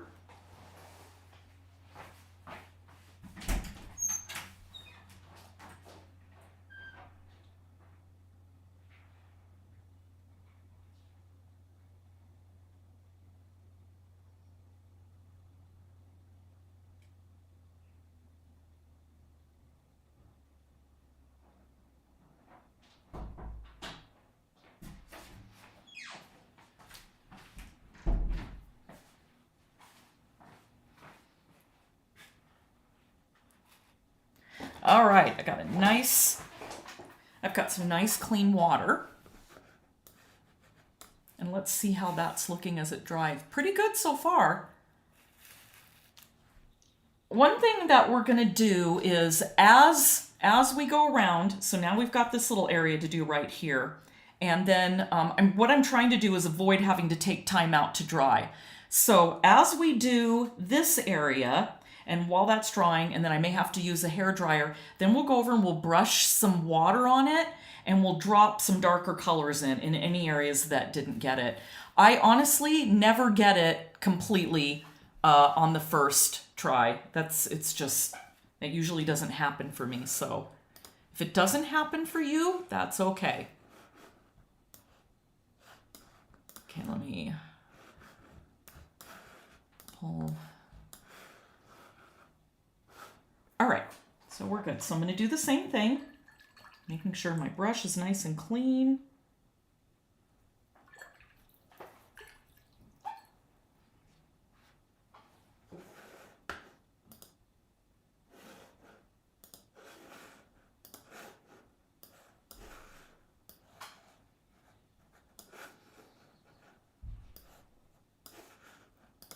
Okay. Oops, this brush isn't clean. It's got some...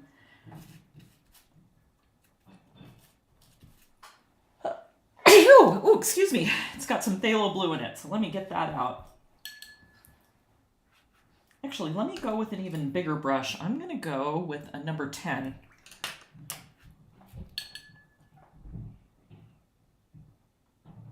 On my bigger paintings, when I'm doing backgrounds, I use a hockey brush. You've probably seen those. They've got a bamboo handle, and I really like them. They have a flat, I think it's boar's hair maybe, I'm not really sure what it is, but beautiful soft bristles, and you can get a lot of water down all at once.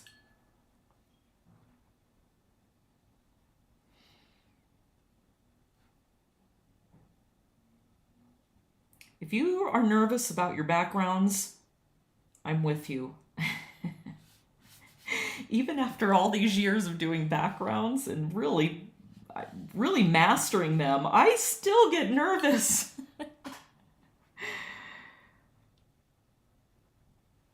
Like, oh no, is this gonna work?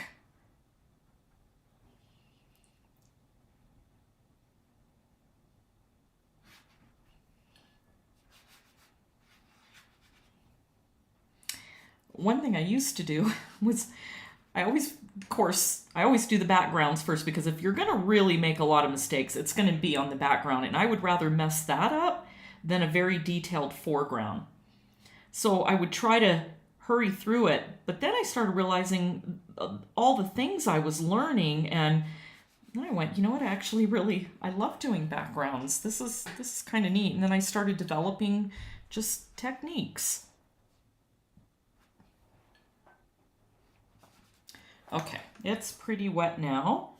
I'm just making sure.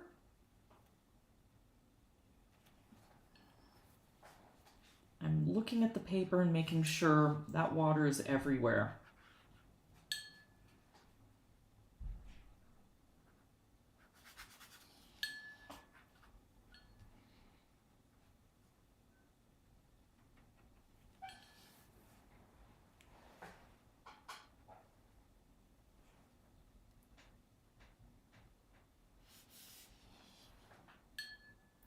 So while I have that soaking in, I'm going to go back over.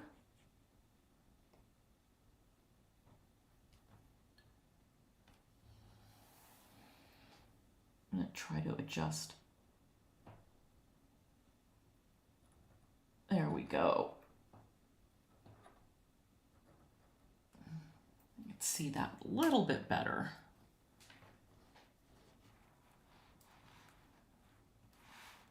Okay, there we go. Okay, so I'm just going to make sure I have a watery mixture of that yellow.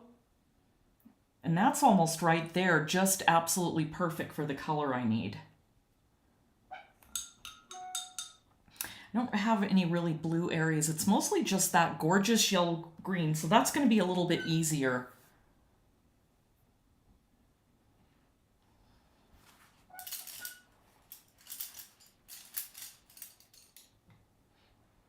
Okay, there we go. Just double checking that I've, ooh, yellow on my brush.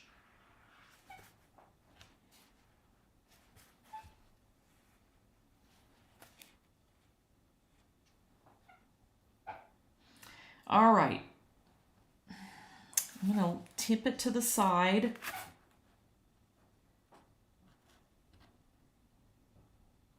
I still have a little bit of water pooling in the corners. So I'm going to give it another second. And see if there were any more questions while I'm waiting. Let's see, do you sometimes adjust to your photo projecting your image? Sometimes my projected image is not as crisp as the original image. That has more to do with your type of your projector. If you have a projector that's real low resolution, the cheaper ones are like that, it may not be as crisp. I have one of the original Artograph digital projectors, and if that thing dies, I'm gonna cry. I've got a couple other ones that Artograph made after they made that original one, and their quality now, they got sold, and the company that bought them out are making them in China, and I don't care for them. They asked me if I would review them, and I actually wouldn't, because I was not happy with how it looked. So if you get a really good projector, you'll really see some good quality. Okay, I think I'm okay. I've got a nice glossy look. Just kind of getting, let's make double checking here. I see a little area I missed right there. Okay, I'm going to use my number 8. Grabbing some of that yellow mixture I made.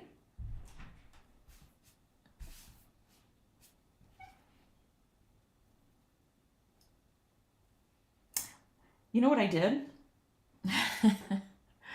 I wish I hadn't have gone over that little area right there. So, darn it. My mistake. I wasn't paying attention to that. I was talking. So I'm going to ignore that area a little bit. I'm going to try to keep that color away from there. Hopefully you caught that. Oh well, that's okay. I just don't want that yellow and green go in there and to really dull down that background petal.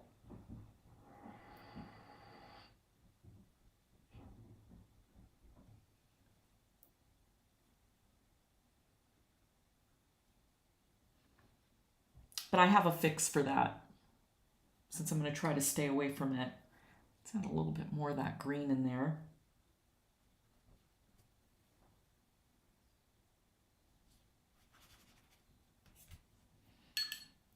Now, I am not real worried about any of the color getting into those little, you see how they're like beautiful little round pinpoints of light. And the reason why I'm not going to worry about those is because that's where we're going to take advantage of that scrubber brush and just very gently scrub out these beautiful highlights. It's going to look, it's just, that's actually fun.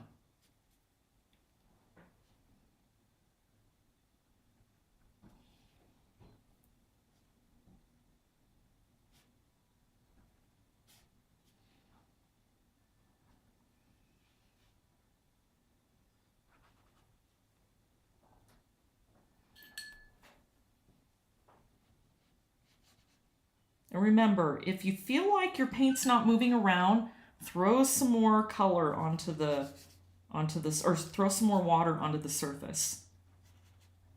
If you feel like there's too much, just dampen your brush and pick it up.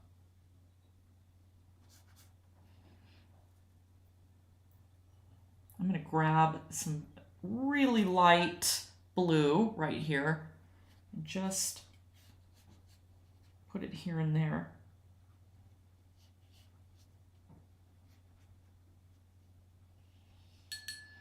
See how it's really come into my little petal. I'm so bummed. That's okay. I make a lot of mistakes when I paint, but the good thing is, especially when I'm teaching, is you have to be able to find ways to fix your mistakes. That's what's important, because I make a lot of them.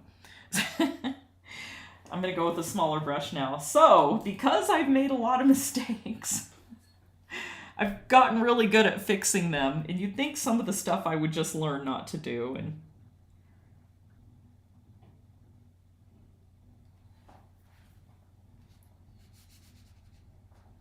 see, this area was a little bit easier than down there. I'm glad we got that one out of the way, because this one is so much lighter.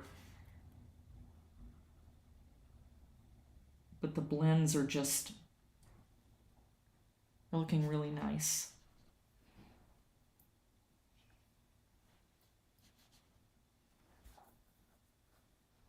That one, not so much. I'm definitely going to have to, as soon as it dries, I'll go over it with water and we'll soften some of those edges.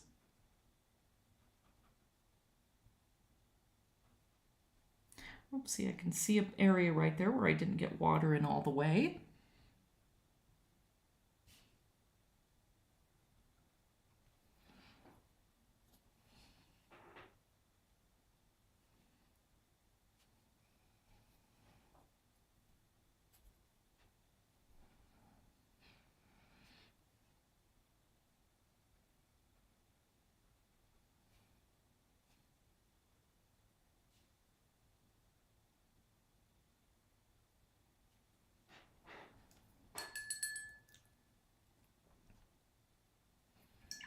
I'm rinsing my brush, just kind of blending that out a little bit.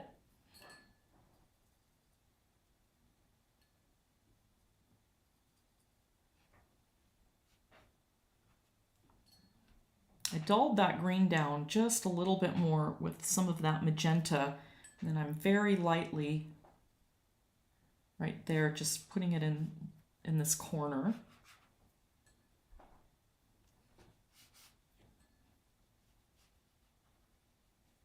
And I can see an area where I went over that, but that's okay. All in all, I think it's looking good.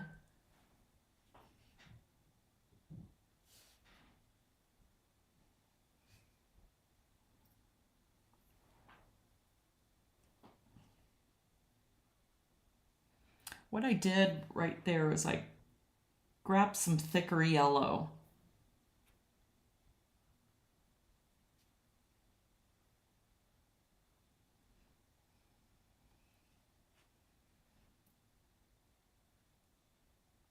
This little spot up here is almost completely dry right there in the corner, but that's good because then I can kind of get up next to that petal that I went over with the color or with the water.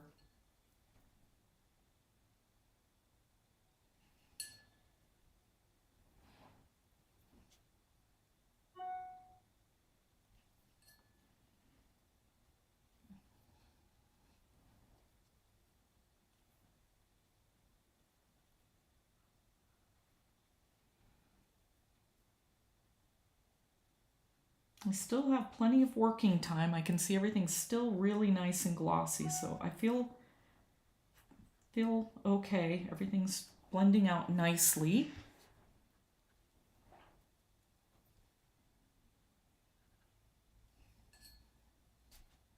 And again, if I have to go over it again, I will do that. But so far, so good.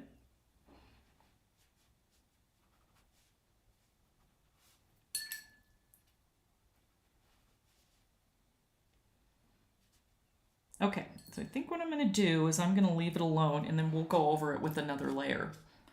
I'm going to see. Flip it back over.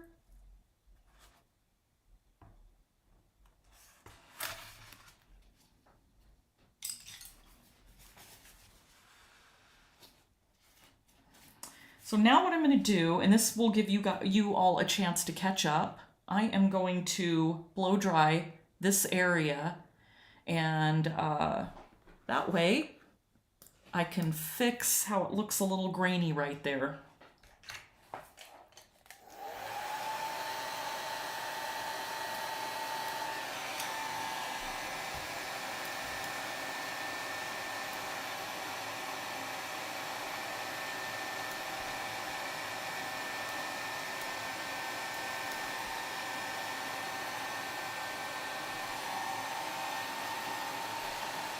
I'm not wetting part of the corner. Why? If you were talking about up there, I actually did wet it. You just may not have seen it. And there wasn't a whole lot of color there, so that's why I hadn't put any color there.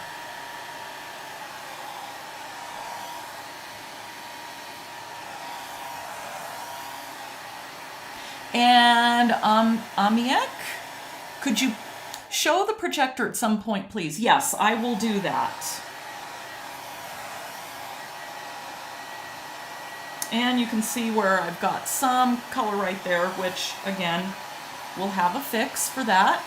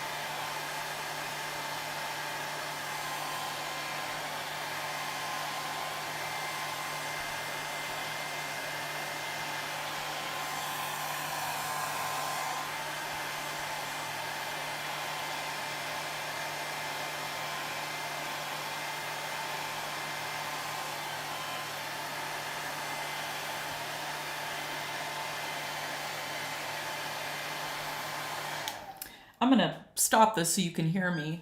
You can see how it's really lightened up. I'm not happy with it, so I'm definitely going to add another layer onto that. Before you ever go and put more water and more paint on a layer, make sure it's thoroughly dry. If it's still kind of bubbled up or it feels cool, that means it's not all the way dry, and you'll get feathers. Your edges will kind of feather out, so you don't want that to happen. You want to make sure it's really dry.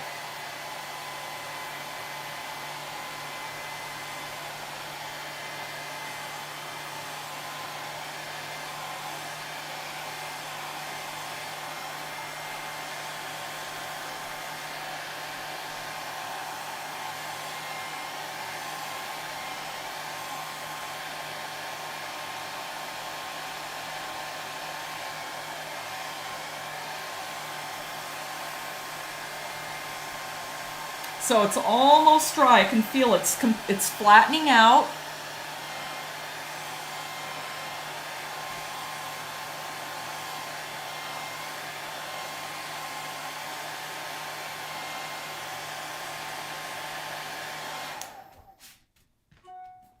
I usually feel it with the back of my hand, and it feels pretty warm. So what I'm going to do is I don't want to have to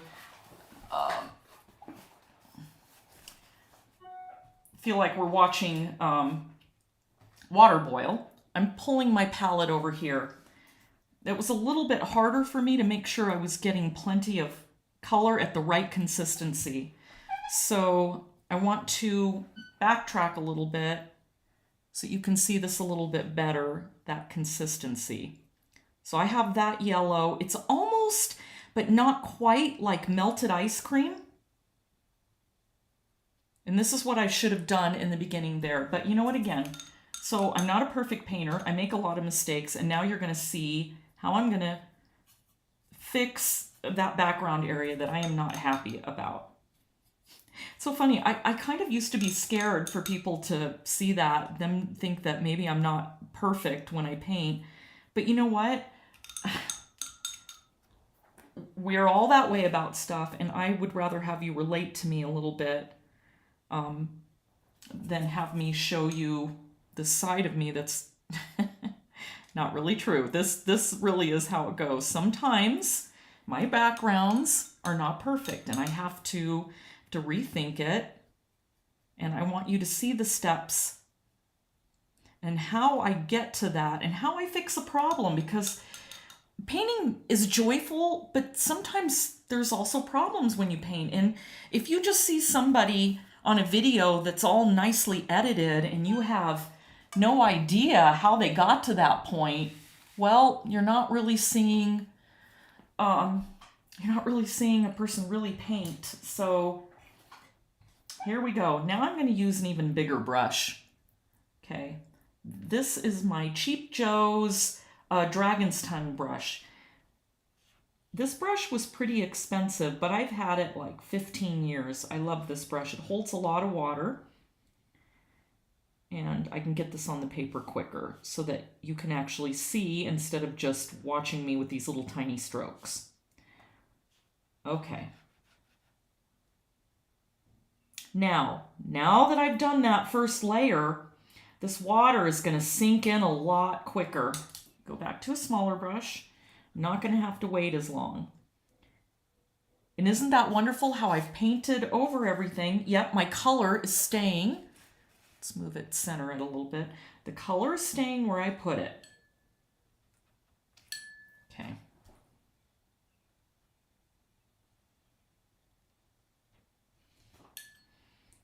Okay, I think I've got it everywhere. And now it's going to sink in fast. So I'm not going to have to put another layer of water on it. What I'm going to do is I'm just going to start putting that color on. Now we're going to see what happens. Much better. Oh, much happier. Now I really feel like I'm building some depth. That first layer, I really should have had my paint a little thicker. But again, that's okay. I would rather... I'm just going to be honest, and you're going to see that I don't always always get it perfect.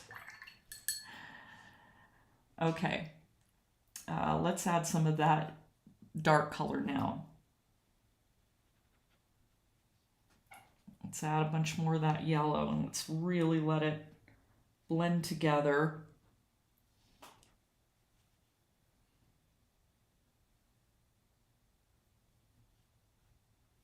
Okay, I've completely lost my highlight, but again, don't worry about that. Once we're all done with it and it's dry, I'm gonna fix that.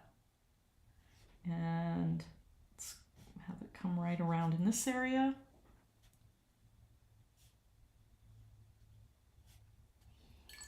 And again, with the coming back by with all that yellow and water again. This time so I can really have it. So I just dropped a lot of water on there. And I'll pull out, again, I'm going to pull out those highlights after it dries since I've lost them.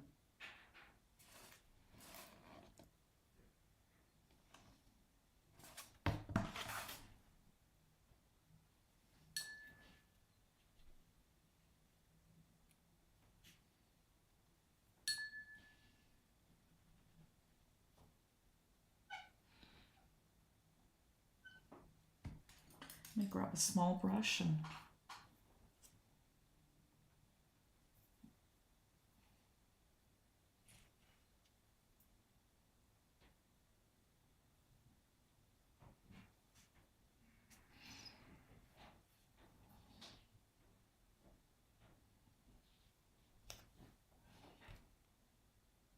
now, okay. Now I'm really happy with how this is. It's looking better. To me, I'm getting those nice dark values. And I'm just taking the tip of my brush, just very gently spreading them out. And then look at how that went from a lighter, darker, till I have a nice dark corner there. I'm just gonna let it all keep blending.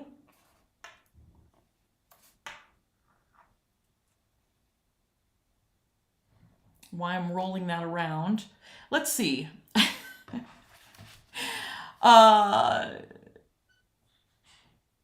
The fewer mistakes, the less we learn from you. Thank you for not being sheer perfection. Thank you for being forgiving. You know, oh my gosh, art is so funny, isn't it? It's like you just, I'm out there, I'm putting myself out there. You're seeing, I don't want to get, you know, silly about this, but you're really seeing who I am when I'm painting. You're seeing my thought processes, the way I'm feeling as I'm painting. That, I'm sure it's probably difficult for people that are really outgoing, but and I am a little kind of outgoing, but even for me, it's a little scary sometimes.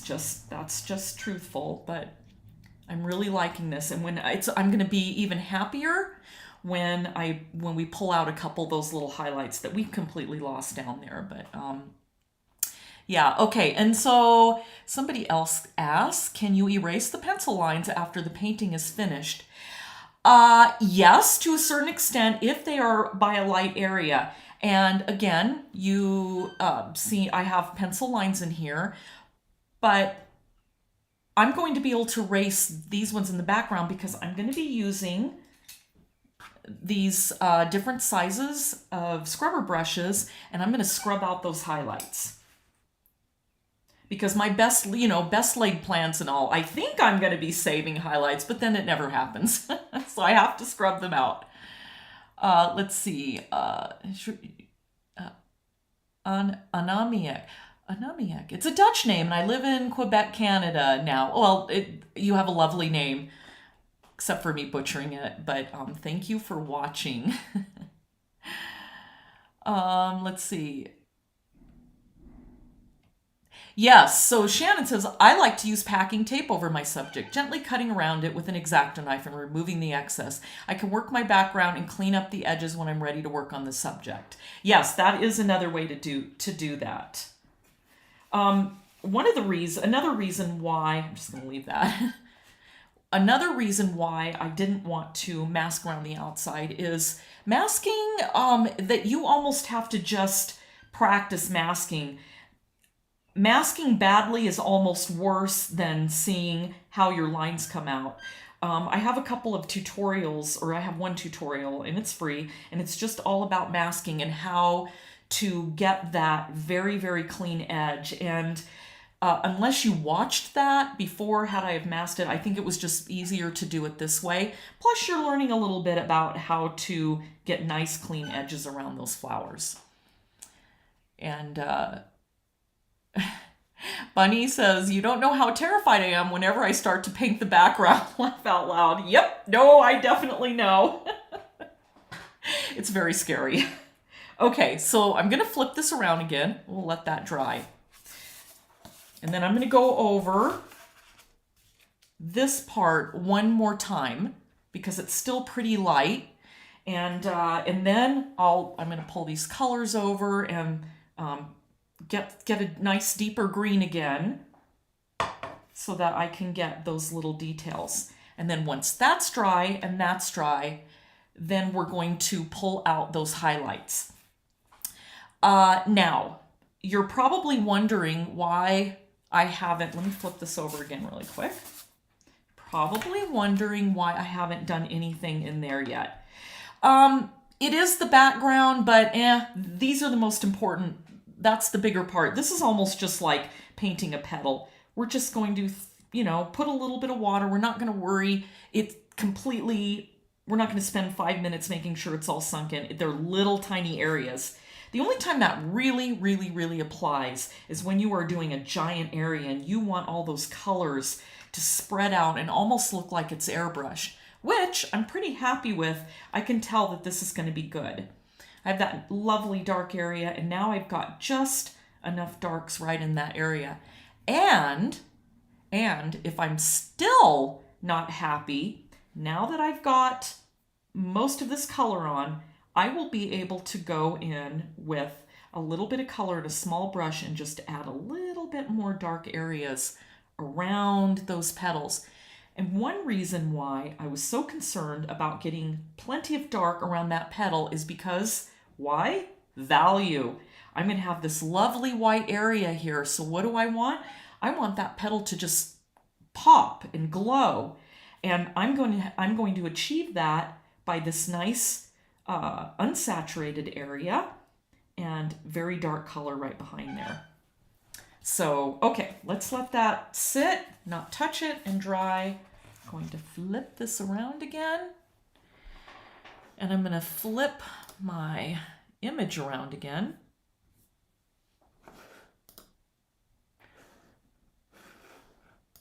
Okay, let's get this dried. And while I'm drawing, that's also a good chance for you to catch up while you're trying to do your background. So it just gives us a little break for a minute.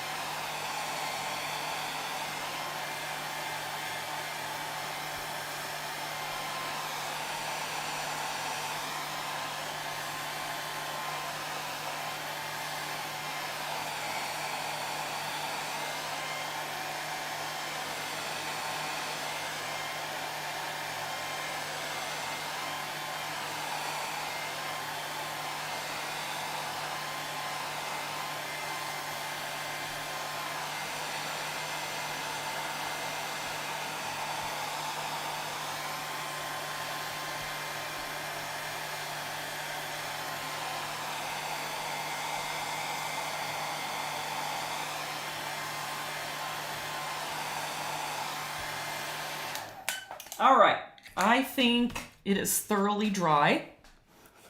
And I'm going to let that cool off for a sec.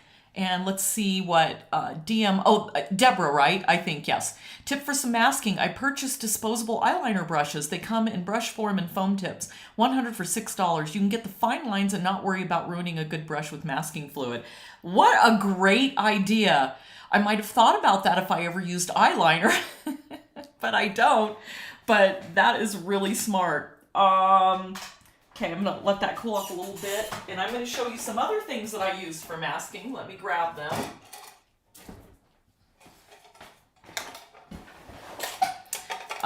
Let's see. So this is a handy-dandy little tool. It will... Okay, let me get up close. I may have shown this on the last video, but there's little balls, like a little metal ball tip on the end, and it's used to emboss on paper. And it works really good with masking fluid because then as it dries, you can just yank it off, but it makes nice, fluid, smooth lines. And the really cool thing about it is when you dip it in your masking fluid and you drop it on your paper, it makes a perfect little circle for stamens in flowers. But I don't really have, there's no real stamens in there, but I love this little guy. This is great. Here's another tool. This is a paintbrush for oil or acrylics. The tips are rubber. This one has like a chisel end, and this one has more of like a pointed end.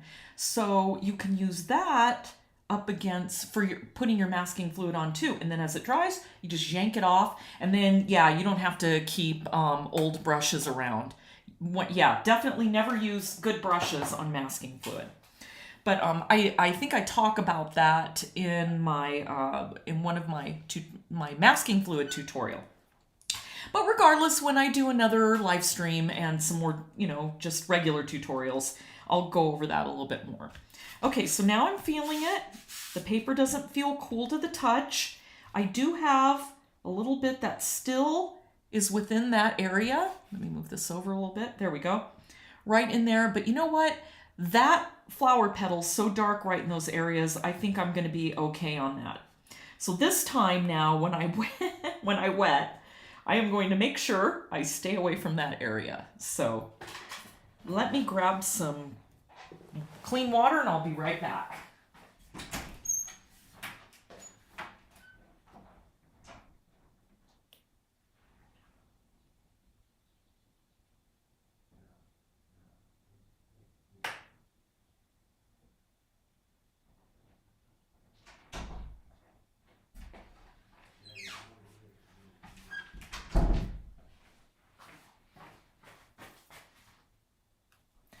All right, you're probably wondering why I have to keep getting up and getting water. Why don't I just have a giant water container? So it is very, very helpful to me that I paint with a small, I'll move this over so you can see it. I paint with a very small container, but that forces me to get up, get away from the painting, and see it with fresh eyes. It's amazing what just a few minutes can do. You might come back and go, what in the heck was I thinking? I need to completely redo this. Okay, the name of the tool. Yeah, it is a stylus for paper embossing. I think you can get them at paper supply stores online. Honestly, I don't even remember where I got that from, but I love that thing. All right, so here I go. I think I'm only going to have to do this one more time with the water, just like on that little area up there. Okay, so again, with the bigger brush, where is it? Here we go. This one holds a lot of water. And I'm staying away from that petal this time. I think what stops people from continuing on with watercolor and give up, I think it's probably out of all of the oil versus acrylic versus watercolor, I think people give up more often on watercolor because you don't know how to fix mistakes. There's just this idea that, once it's there, there's no fixing that. Well, again, and I've said this before, I make a lot of mistakes. And it really bothers me that I never really learned how to correct things. I thought, well, I've got to figure out a way to get this fixed. It has to be fixable. It's just pigment and water on paper, right? So, scrubber brushes. They are absolutely wonderful. I can't tell you how many paintings I have saved. I have a painting that I sold at my La Quinta art show in California. And there's one whole section. It's a pretty complicated background. And I had to completely scrub one whole area out and redo it. And you would have never known. And it looks great. That was one of my favorite paintings.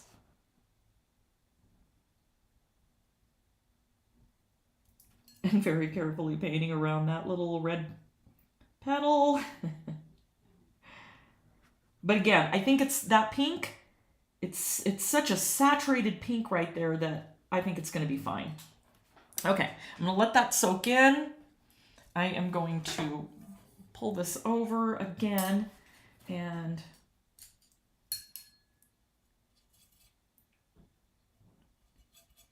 mix up some more of that melted ice cream type yellow. Try not to get too heavy with the yellow though, because as it gets thicker, it gets darker. So your yellow is the one, make it a little bit lighter than your other mixtures.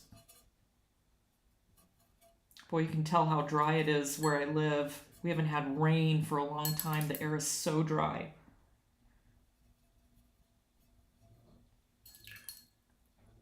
And a little bit of yellow.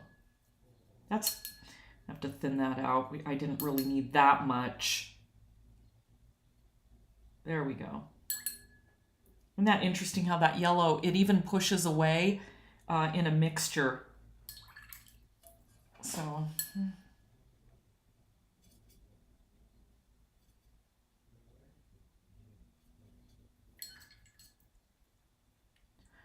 okay, there we go. Now we got more of a green. Okay. All right.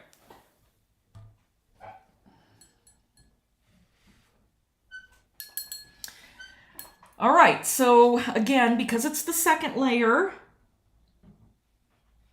that water sunk down a little bit faster. Just making sure I already found a few places I missed. Okay. Now I'm going to grab that yellow. Oops, let me get my picture back up on the screen. I'm going to go with a smaller brush. I'm going with my number 4. Oh, that was a little bit too dry there.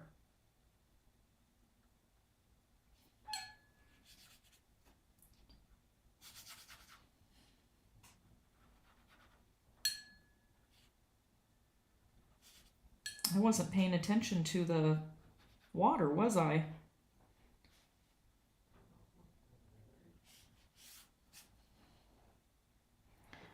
Okay. Oh, see, and I missed a spot right there.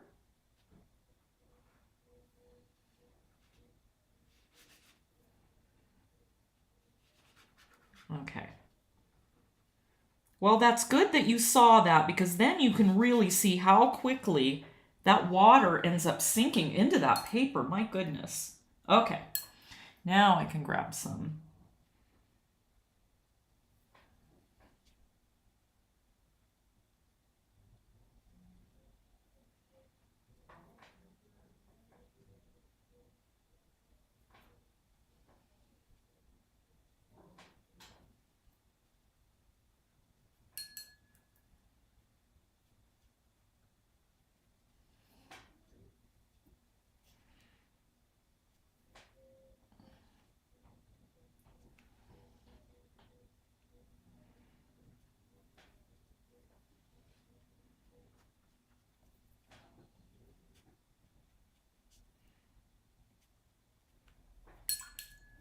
can see another area right there where I missed with water.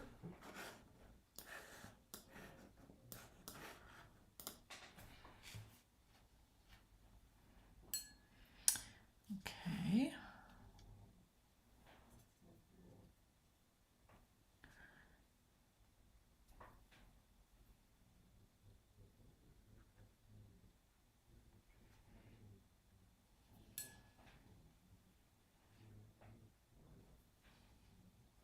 Okay, that's better. I definitely did not have enough water on there.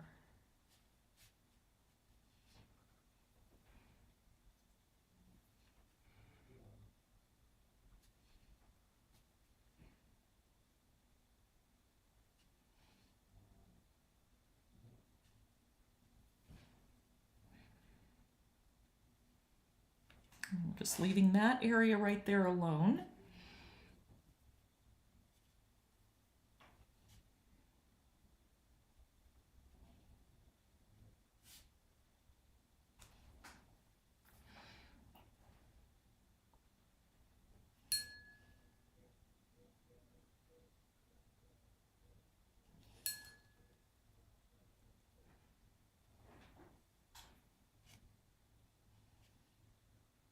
And again, I'm not too worried about those highlights there because I'm going to add them in with my, what I think is magic scrubber brushes.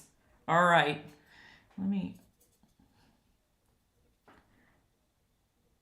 get some blue up in there. I'm just varying that color just a little bit.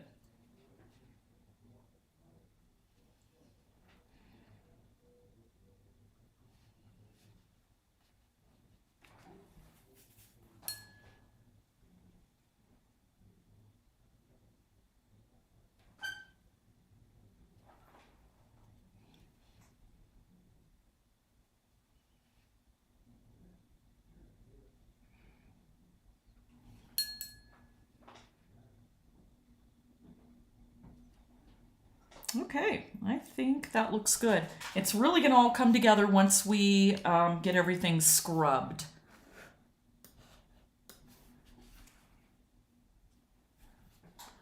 Okay, so far, so good.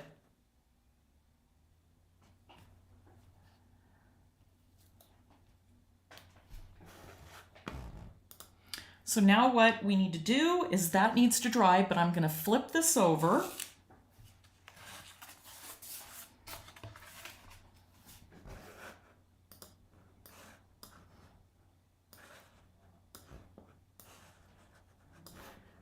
All right, so now I'm going to start pulling out some highlights, but I also need a fresh thing of water. When you pull out highlights, you want to make sure that your water is very, very clean. And lots of paper towels. Be right back.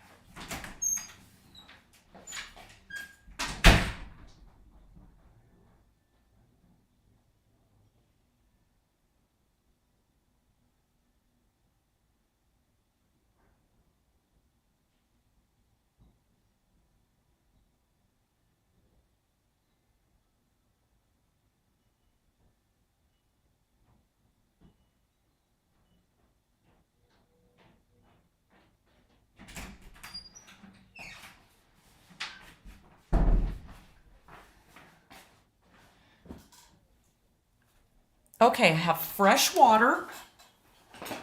You want to make sure that you have some really absorbent paper towels. I like to do this. Make sure I have a nice absorbent area to pick up that water that in that area once I've scrubbed it out. So let's see, let me grab all my scrubber brushes here. Okay, so these are the only ones I really use are these Dick Blick, these Wonder Whites. And I have a link for it, but they come in a package of a 12, a number 6, and a number 2. And then this is a very old number 2. I've had that for years. I actually ran tape around the edge and then used it to cut some of the bristles off so I have a nice tiny area where I can scrub out like little tiny highlights. And then I also have a oil painting brush.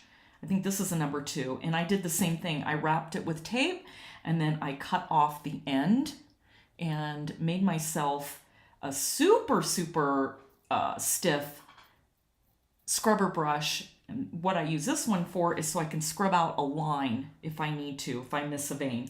So these are the ones I use. I've tried different ones. I always end up coming back to these Dick Blick scrubbers. Okay, making sure that that scrubber brush is nice, it's nice and wet. I'm starting with the big one, and I'm going to start up here in this area. What I'm going to do is I'm going to keep it almost straight up and down and very light. Don't press down really hard, just keep it really light. Let that water kind of do the work. I got lots of water, even more. I'm very carefully going in a circular motion.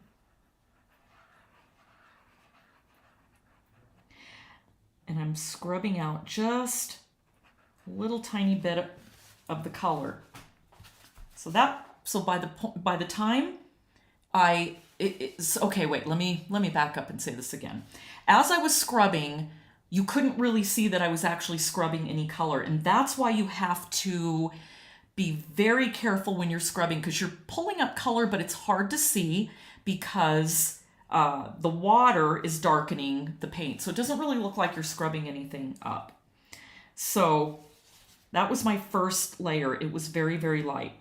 So now more water on there.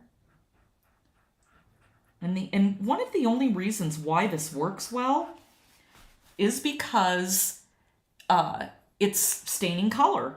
This would be really hard to do if this was opaque color. It would just completely lift and it would make a mark.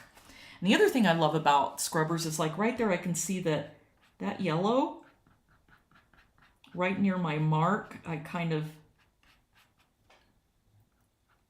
didn't blend it out very well with that water. So I'm just taking just the side.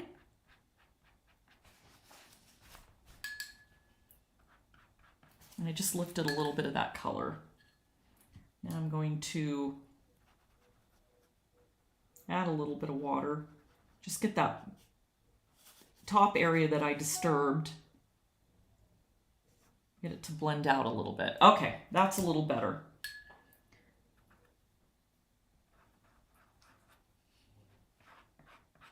So now this time what I've done, so let me back up a bit.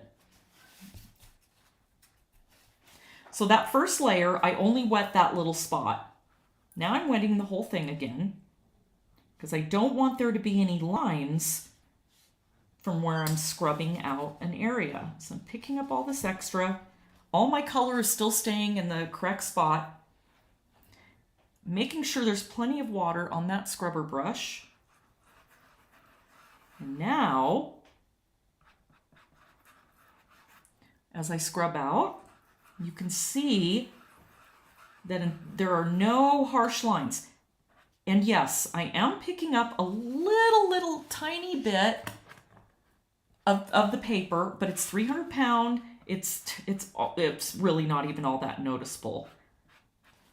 You can do a lot of scrubbing before you really hurt the paper. So there you can see I pulled out a nice little highlight. Now I'm going to go down in here and I'm going to be I'm going to press a little bit more. And again, just scrubbing out. Now I'm taking my scrubber brush and I'm kind of cleaning it off on the paper towel. And I'm kind of picking that color up because I want there to be a nice soft blend again down in that area. And see how my, well, I don't know if you can see this. I can see it, but it's picking up my pencil marks now. And in a minute here, see, I feel like I got too much water over here. So quickly, I'm going to switch to that next size brush, the number 6. Now I'm leaning it on its side.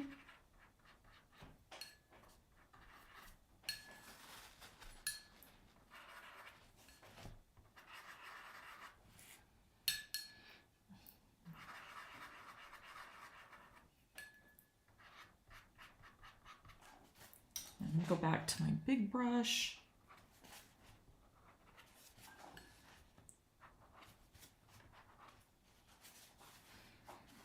And look what else I did there. I just now saw that I went over an area that was going to be a little petal.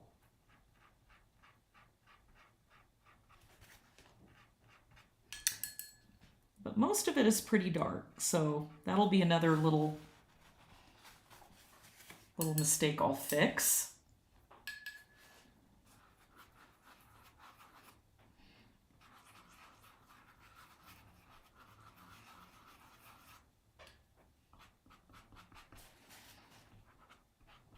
Okay, now I'm going to quickly dry it.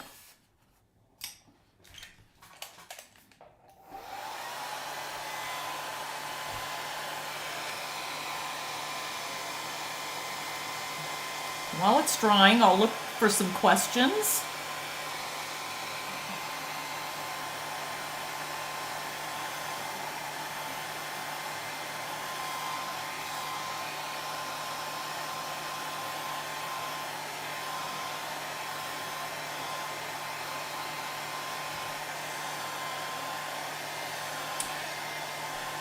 So Barbara, you're asking about the masking fluid. So yeah, I probably did write that we were using masking, but I kind of changed my mind. I still think it's good to have. If you bought it for this, trust me, I'm going to do a lot more tutorials, and there will be somewhere that we're going to use masking fluid. So I hope I answered that question correctly.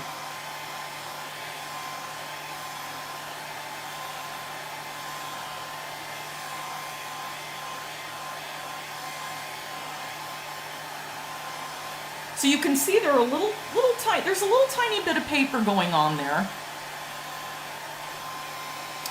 That's okay though, because I'm going to brush that off.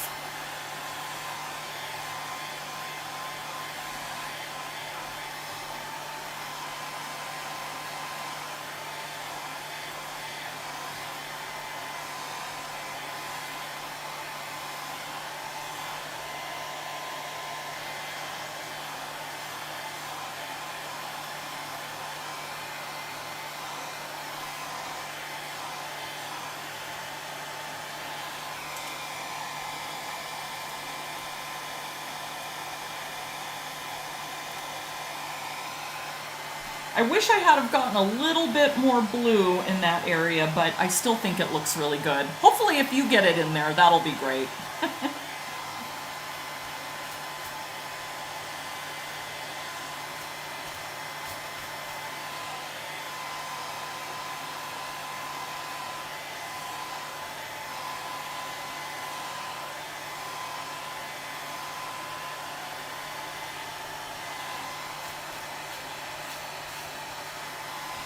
And I've noticed that as I'm looking at the image on the screen versus what I'm seeing, mine is a lot smoother. I don't know if you can see all that on the screen. I guess it's going to depend upon the type of computer you've got.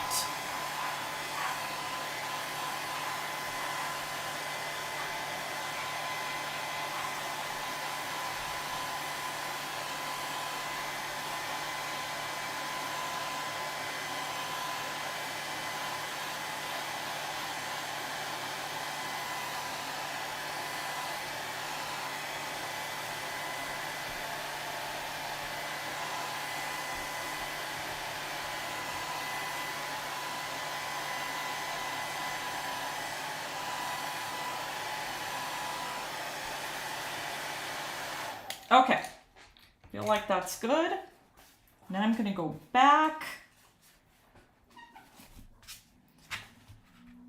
Going back with my scrubber brush and lots of water. Now I'm going in a wider circle. I want to really lighten all this up down in this area.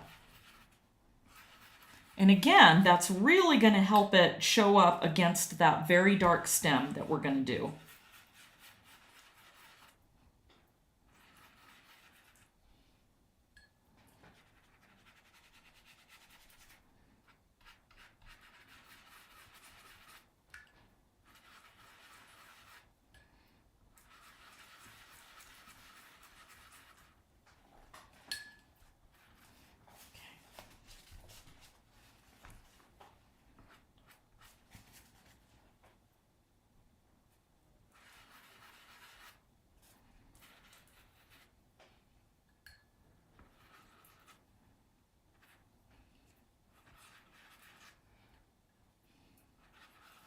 Okay, I'm much happier with this now.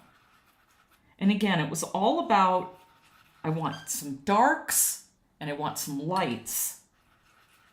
And that's what value does for you. And again, you've probably all heard me say this. Value is the workhorse and color gets all the glory.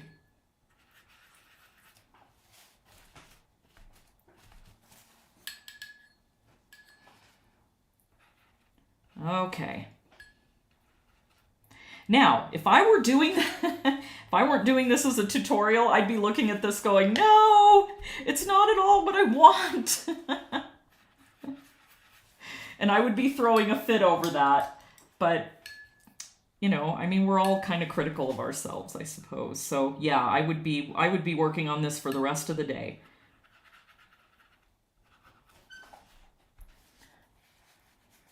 And then I would be going back in with more color. I'll just show you really quickly what I would be doing. In fact, I'm going to put this right over here. I'm going to grab a small brush. I won't linger on this, but I'm just going to show you what I would normally be doing. Yeah, let's go back to this one. See how I'm putting it on the dry paper now? And then just blending it out a little bit.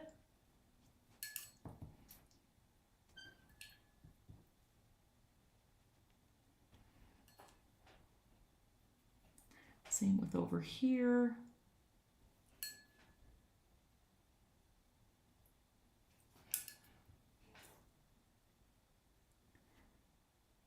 See how I just took that brush and wet it and blended it out a little bit.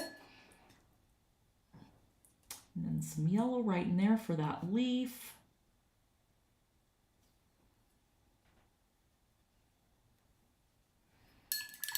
Now I can grab some more of that blue. See how I went right around that petal? See, you really can, once you scrub, and I know it probably sounds contradictory to what I said about being careful with erasing.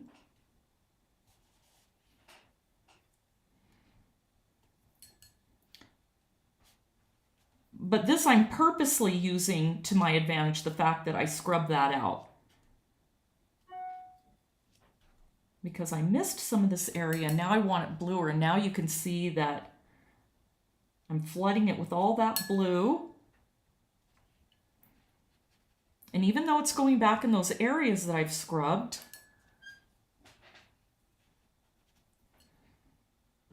I can hit it again with my scrubber brush.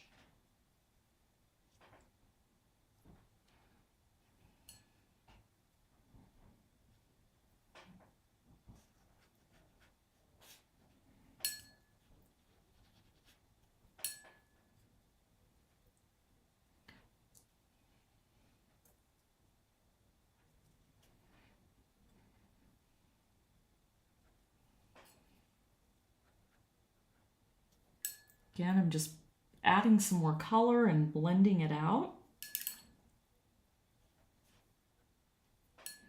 So now that color is really sunk into that paper.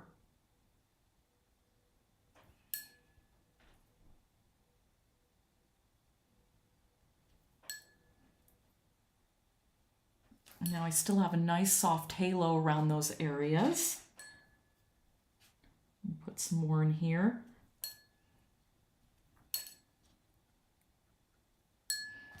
Get a big brush. Make sure there's no hard edges.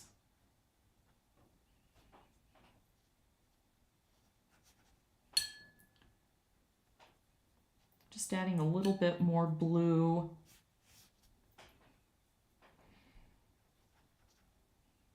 See how all that stayed, still staying where I put it. I'm just adding another layer.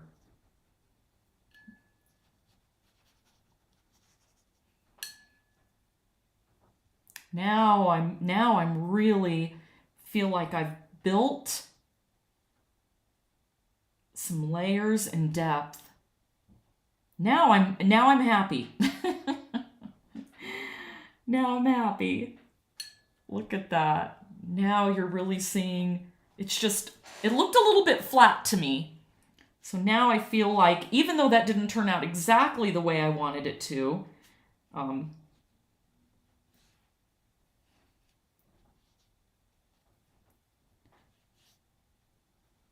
I've changed it just a bit. I've added a little bit more of that blue, which kind of changed those greens a little bit. And I'm still keeping those whites. And again, if I need to, I'll scrub them out again. Oh, I'm much happier with that. I love it. Okay, I'm happy now. I feel like I can move on.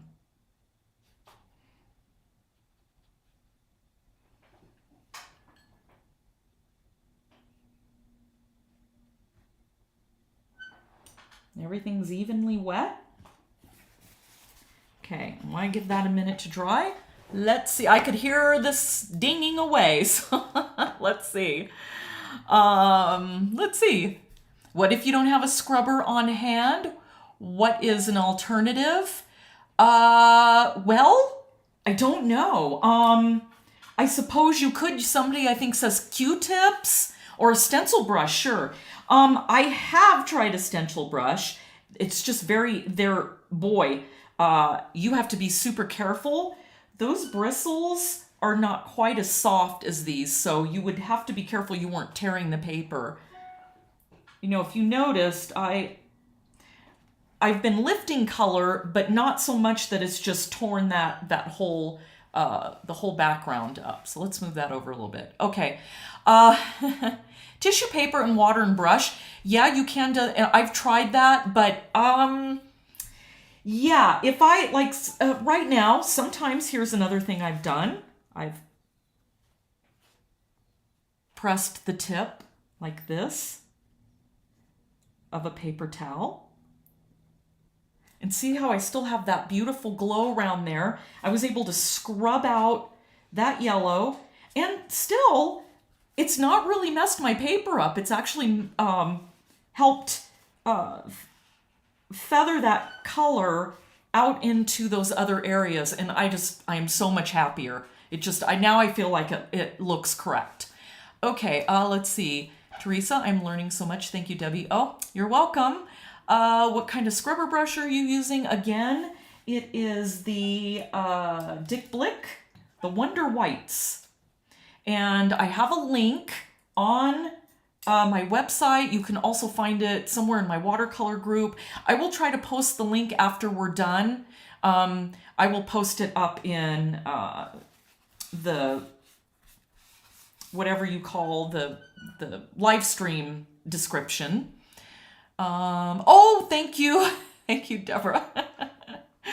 If it's still wet, you could drop a drop of water in and get an intentional bloom. You can. I don't like blooms. But you know what? It doesn't matter if I don't like that. If that's how you want to paint, you can definitely do that. So this is a good time to stop for a minute and let me talk about this quickly a little bit more. The way I paint is not the way you have to paint. This is my style. What I honestly am really trying to teach you is how important that water level is on that paper.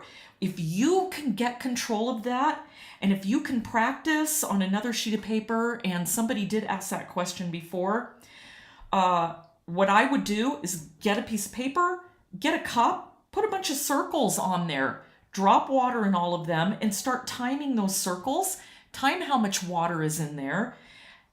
Adjust the thickness of your paint. Make a real thick area, make a real thin area. Try single colors, try mixed colors, and then start dropping them in those spots of water. And I promise you, that will teach you so much. This right here, to me, is what it is all about. I don't know how well you can see it on that screen, but once it dries, you're going to see now that I have these beautiful even blends. I was a little bit upset at first when I did that because I'm teaching and this is live, and I'm like, oh my gosh, how long is it going to take me to smooth that out? Is anybody going to want to see how long this takes? But I did it. Now I'm completely happy with it. It's just turning out beautiful. I was able to show you my thought process and my painting process for how I would fix an area. So you could be doing a landscape, a cityscape, a seascape, a still life, a floral, but knowing this right here is, I think, the most important part of developing your style and going into whatever type of images you want to paint, is learning all about the water, how thick your paint is, and using those transparent staining colors. This, you can't do this with opaque colors. So I'm happy. Life is all good now. My corner down here just looks beautiful. Shannon, I wasn't trying to contradict your way of doing things, just an alternative way that I've done it before, but I like blooms sometimes. Oh yeah, no, exactly, Shannon, that's what I'm saying. If you like blooms, absolutely. The thing is, if you want blooms in your backgrounds, you should know how to get that effect. Sometimes it isn't always good to have accidents. I don't like accidents. I want to have a lot of control over my painting, and if I want a bloom, I want to make sure that I know how to get that bloom. What combination of water and how dry it is and how much paint you use to get that watercolor bloom.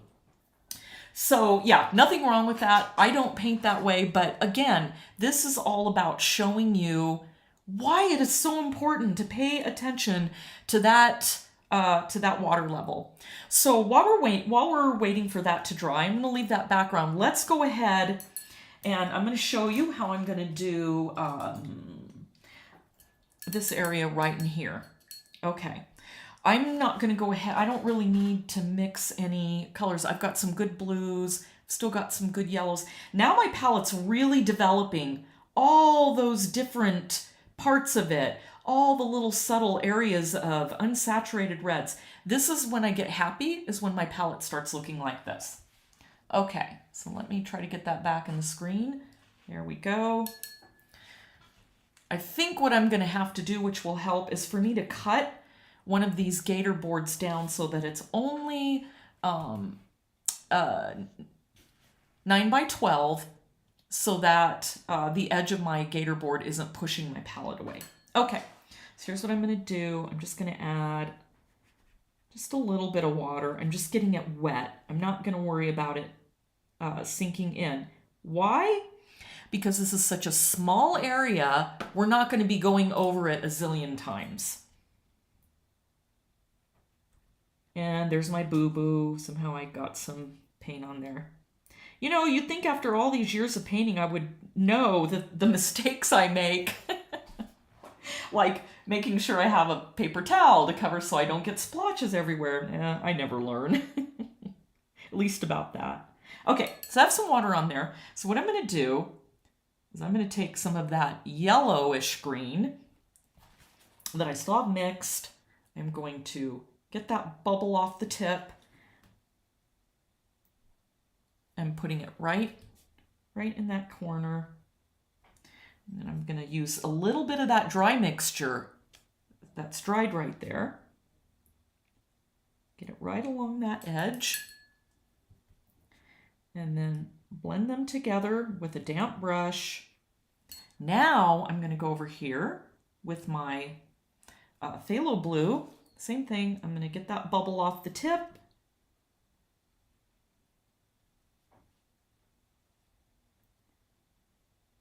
See, it's such a small area that you don't have to go through everything that I just went through over there. But again, that's how you learn, is by knowing how much water you have on that paper. I know that in a small area like this, it's just so tiny, I'm not having to really worry about where my paint is spreading to. So now I'm a little bit more yellow. And I need a little bit more blue.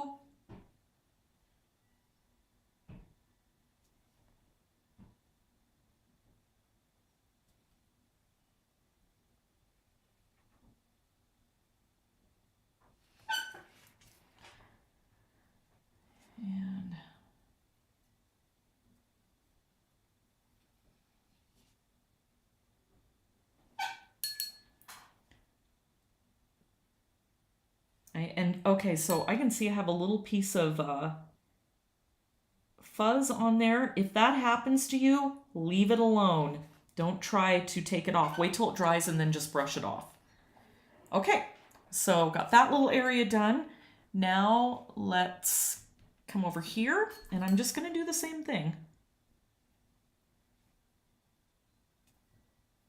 And again, so I had changed my mind. I had thought about this for the last 2 weeks. I know I did my little intro and I was explaining to everybody, here are all the supplies you need.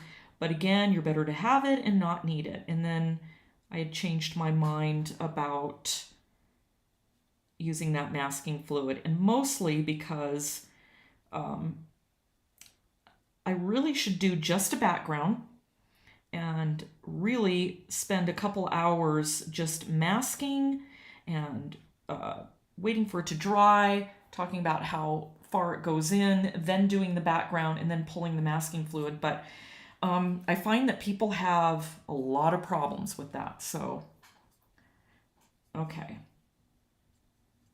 I'm getting a watery mix again. This time I'm starting with the blue. More water, thinning it out, getting a little bit thicker blue.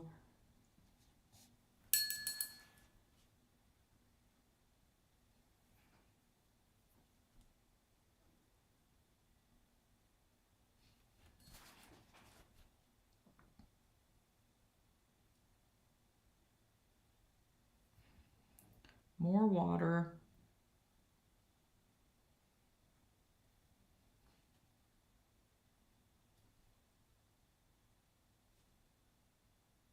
Yeah, if I were painting by myself, I would be constantly turning this all the time to get that edge nice and sharp. But that's a little bit more confusing when you're trying to paint a tutorial. Okay. Again, I'm getting off that bubble of paint on the very tip.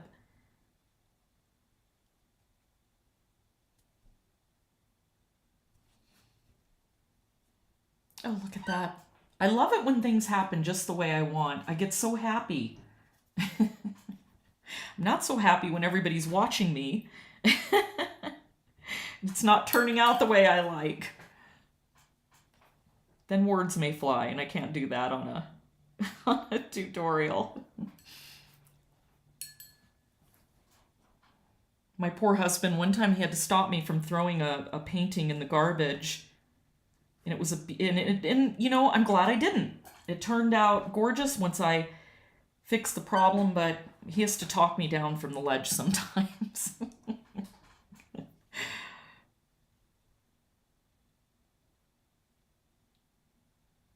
And yes, if anyone is wondering, we're going to have plenty of time to do this area. This really, when you think about it, this inside of this flower, believe it or not, most of it is going to be teaching you how to do those lines and not make them look like you just drew them on.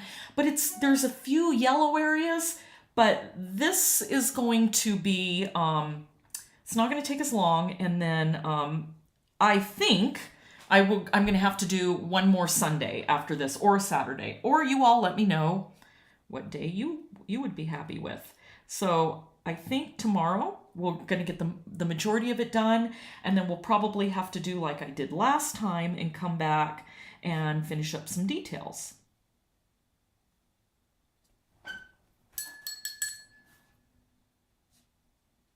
Again, I have plenty of water. Everything's blending out nicely. I'm going to grab just a little bit of dark.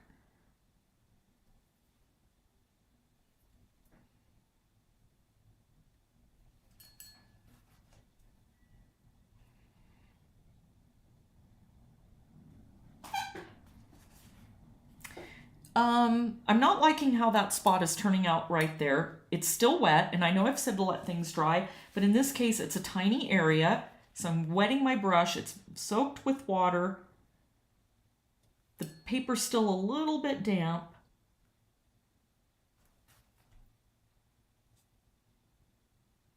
And I'm just blending that out a little bit. There we go. Much better. And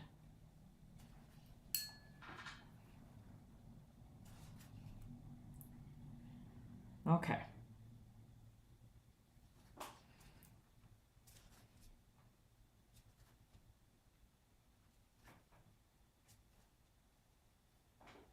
Okay, I think that looks really good in there. There's a couple of smaller areas over here. Let's just quickly put those in. Well, I hope everybody's having fun, because I'm having fun. I feel like I'm getting more in the groove, even though I've made some mistakes.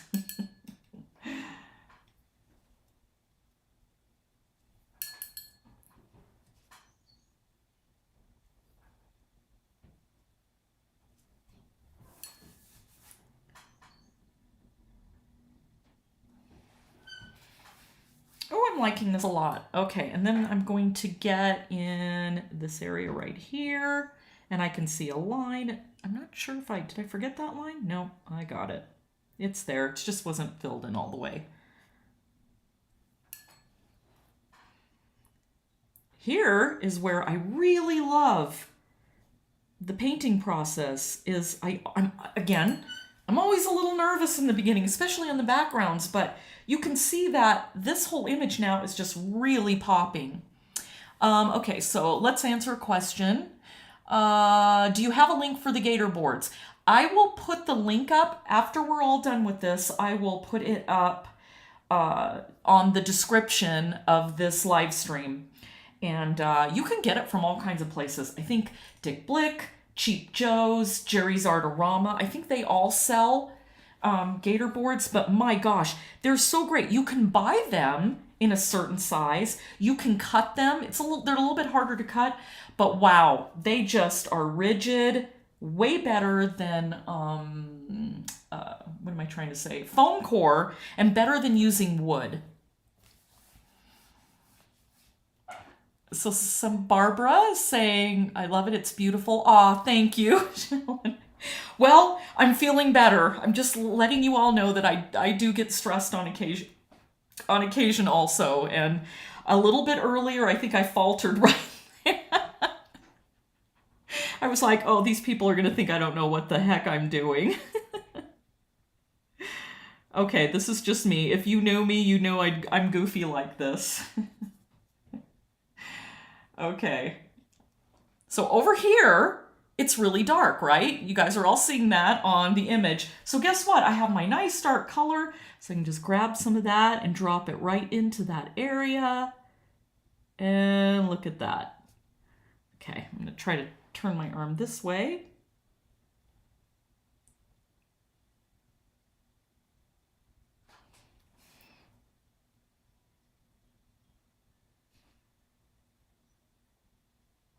Okay, now I'm going to pick up some yellow.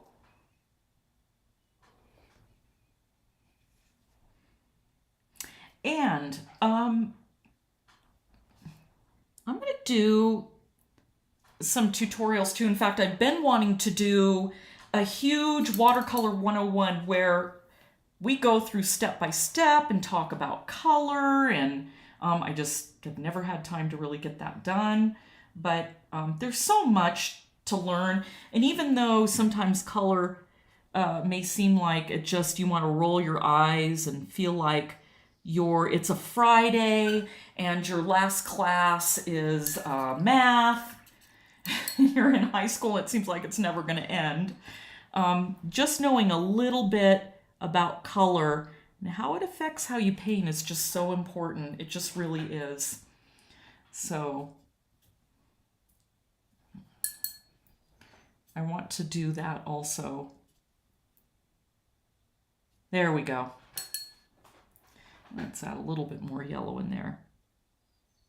So as you're watching me, you can probably see I have used a few different techniques on this painting. I've just done the wet and wet and really, tried to drill it in how important it is to get that water. Here, I just put some water down and blended some color out. You know, and once that dries, I might have to add a little bit more. You know, and over here, I didn't even bother with putting water down. It's such a tiny area. And then I just dropped in some of my color from my palette. But so far, I think it's looking really good. And what I'm going to do now is I'm going to flip it over and make sure I could see it. Chuki's Art Studio, I use clipboards. Yeah, a clipboard would work fine. Gator boards are great because they are super light. It's like light and strong all at the same time. And the background's white, which is really important. I don't even like having a dark table. In fact, this table that you're seeing this is a melamine board that my husband and I got from the hardware store because my table was a dark brown. It's beautiful, but I feel like it affects how I'm seeing the color. Okay, this is really dry. I'm going to hit it with a hairdryer for just a minute, and then I'm going to, instead of wetting the whole thing, I'm just going to add a little bit of color right around a few of those edges.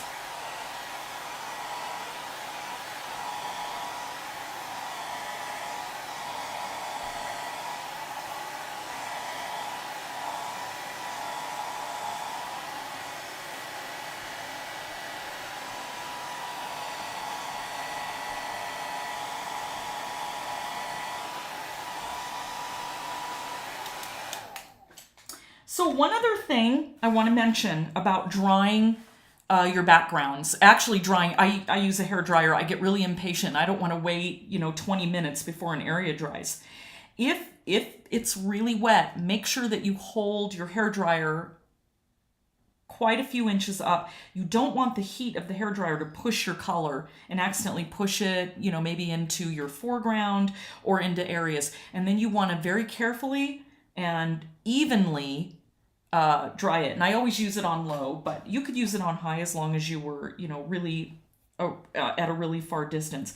The other thing, you're seeing me touch my paper, and I had just mentioned earlier about how I didn't like other art stores touching the paper, but I make sure my hands are very, very clean and that there's no oil, and I'm usually okay. I try not to touch my face, but that does happen. Okay, so let me turn that image again. Okay, I have my mix, and so what I'm going to do is get a clean paper towel. I'm going to fold it so that my paint tray can sit on there.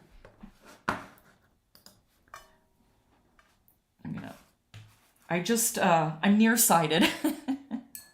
So I'm going to turn this tray, and I know this kind of, people are like, what? You put your tray right on your painting? I do. I'm terribly nearsighted. I do not want to get any type of eye surgery, so most of the time I have to get really up close to see what's going on in my painting. So it helps for me to have this palette a little bit closer, and you can still see what I'm painting. Now, let's see, so you can see that color. So I just added a little bit of that green in there. And now I'm going to go right up to the edge with that color, wetting my brush, and then just blending it out a little bit. And I'm using a very tiny brush here. This is like a number 2. Now I need another clean paper towel. I'm deforesting a small forest here with my paper towels. Okay, now I'm adding in some yellow there. Because I want to define that little, because that's like a little leaf that's way in the background. I'm just going to, and this is interesting, something is right there on my paper. I really don't know what that is. So I'll have to, once everything's dry, I'll have to really look at it up close and see what it is. And see how I'm just taking that water and I'm feathering it out. I'm not really too worried about anything lifting because it's those staining colors. Okay. And I'm just going to add a little bit of blue.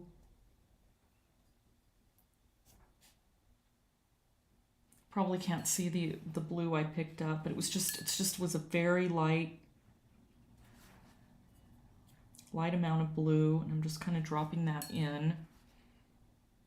It's good that your background is very unsaturated. I don't even like using the word dull. There's really no other way to say that, but that background not being super bright helps bring out that foreground.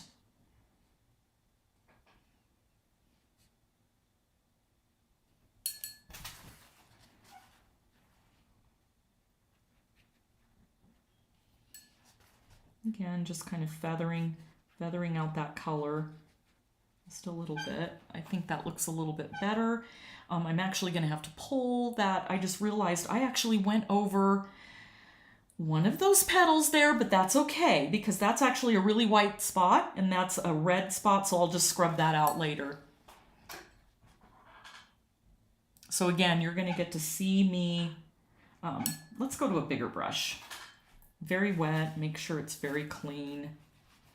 Okay, right along in this area, I'm going to just pick up a watery mix of that blue.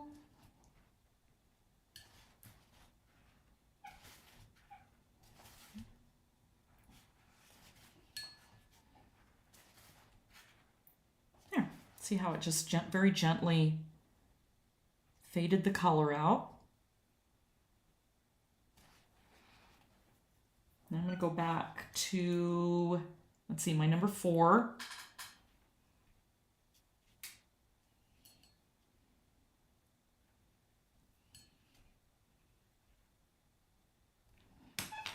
Back to another bigger brush, just blending that out.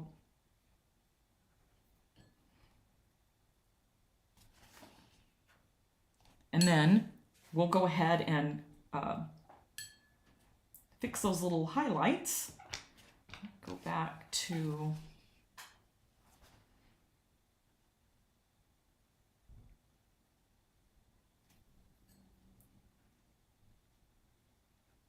I'm just kind of circling around where those highlights are going to be.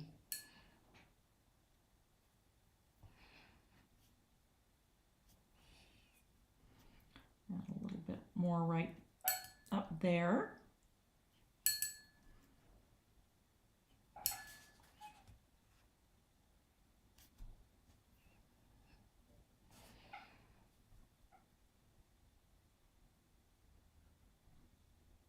Now, if this makes you nervous, you certainly can go ahead and just wet the whole background again. If you're too nervous about how that color will blend out.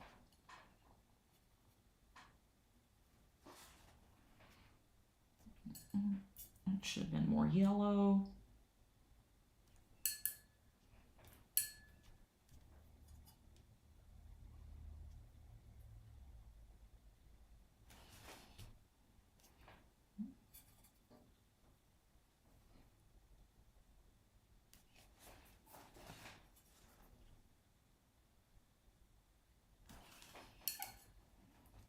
Okay.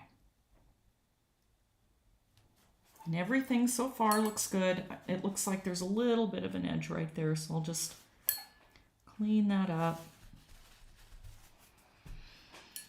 Now I'm going to go back to the bigger brush and get some cleaner yellow. That yellow's kind of polluted. Ooh, whoa. Yikes. I had a clump of yellow on my brush. You can see it right there. I was not very careful.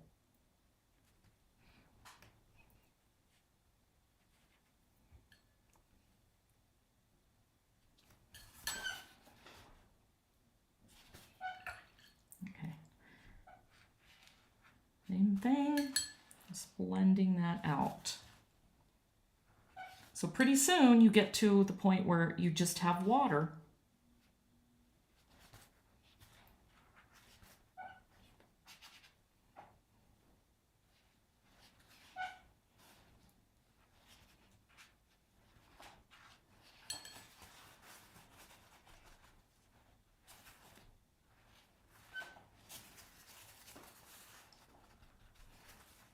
Okay, I'm good with that.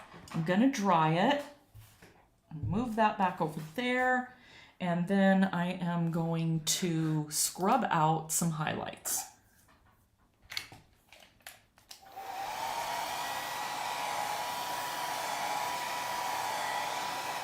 So Cynthia says Daniel Smith calls PR 122 Quinn Lilac. Isn't that just crazy? You know, how can you know or find colors? That is my biggest pet peeve with the art industry, is that there's they just don't have a lot of standardization, and they really should.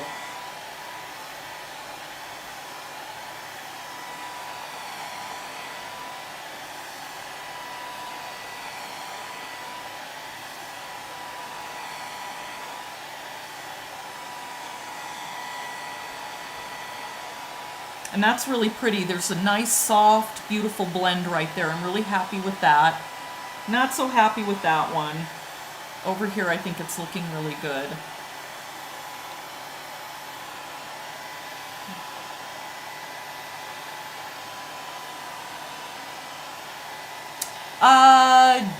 Janet, how thick is your gator board? I think this is 1/2 inch gator board.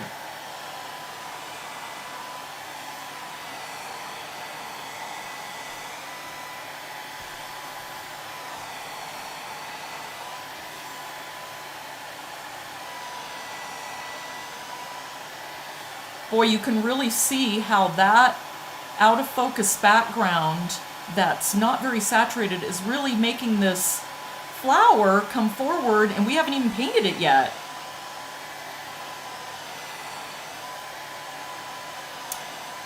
Oh my gosh, Deborah, I 100% agree. You have to click around to find the color code. Why can't they list it right next to the color name? Well, I'll tell you why. They want to sell color. They want to have 300 colors in their lineup.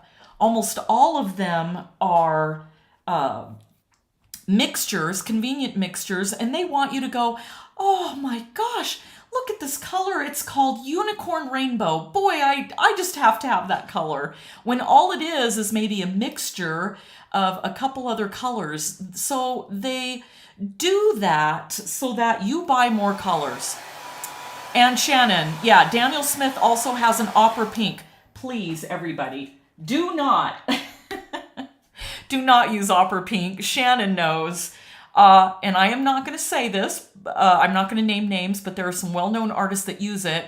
Opera pink is a combination of PR 122, which is quinacridone magenta, and rhodamine red B, which is a dye. It's a fluorescent dye. And what do fluorescent dyes do? If you don't know this, they fade. So by the time you get it even near, even a minuscule amount of light, that rhodamine red dye, it's going to fade out. So all you're left with is quinacridone magenta. Is it beautiful? Is it gorgeous? Would it paint beautiful flamingos? Of course it will. But it really upsets me that these paint companies don't tell you that, hey, by the way, this color, it's fugitive. It's gonna disappear after a couple of years. It's just so frustrating that they don't be honest about what colors do.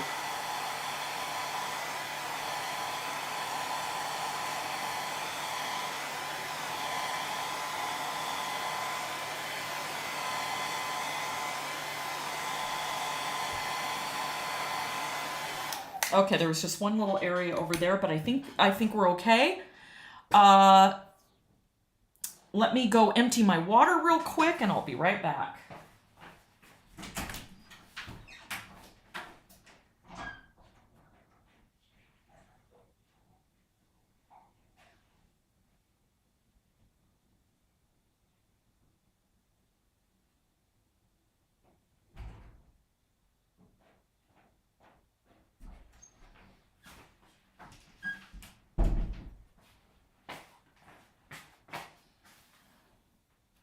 Okay, I'm back.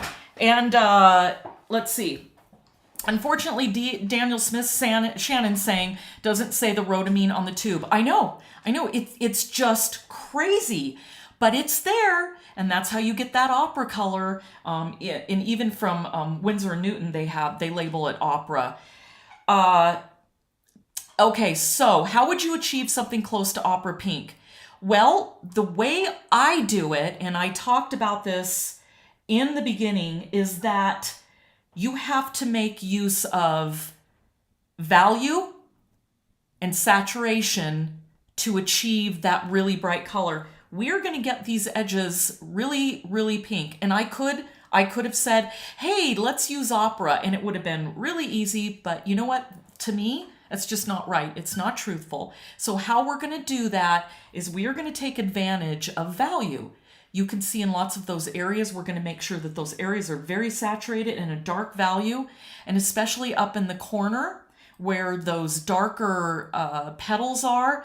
So by taking advantage of value, which is what the foundation of your painting is, and taking advantage of course, all these greens, and that's why I wanted them really dark, is because green is the opposite of the red. So those complementary colors are going to help that opera, or not opera, no opera. It's going to really help that magenta stand out. And if you look at any of my paintings, and you can go to my my gallery website, you're going to see that I achieve gorgeous, beautiful, glowing magenta colors all without using opera.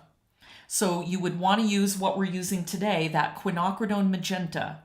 So because that's really what opera is made from. Let's see. I need the Barbara. I need the pigment ID for the yellow. It's PY150. Pigment yellow 150. Nickel azomethine yellow is the chemical name. The common name is nickel azo yellow, or transparent yellow, or like Schminke used to call it, translucent yellow. So, okay, so now let's go ahead and the fun part. Oh, I've been waiting to get to this. Okay, I have clean water. I'm gonna get another paper towel. I'm gonna fold it. And okay, here we go. Let's get that. Okay, this time I'm gonna use the 2 different sizes. Got lots of water.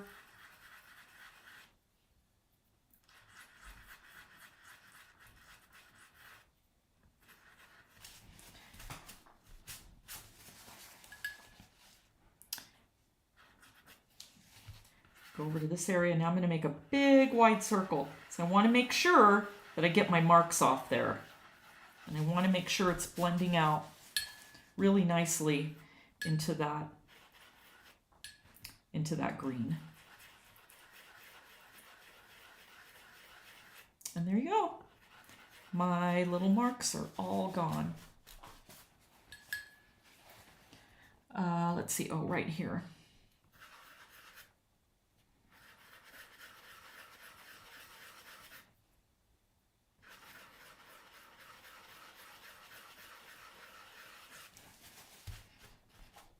This sometimes, this type of scrubbing just takes, it takes a little bit of time to figure out how much pressure you're putting on the paper, how big of a circle you're going in. A lot of that depends on the colors that you're using. I want a nice big circle there. And you can see there's a couple little crumbs coming off, but it's really a minor amount. It is very hard, by the way, to scrub out color on 140-pound paper. Let's see, let's get this one over in the corner here. So you can see I'm actually scrubbing off my watercolor paper so I can get that glow right towards the middle. And there's a little one there. Again, I'm halfway on and off the paper because I want to keep that round circle. Okay. And then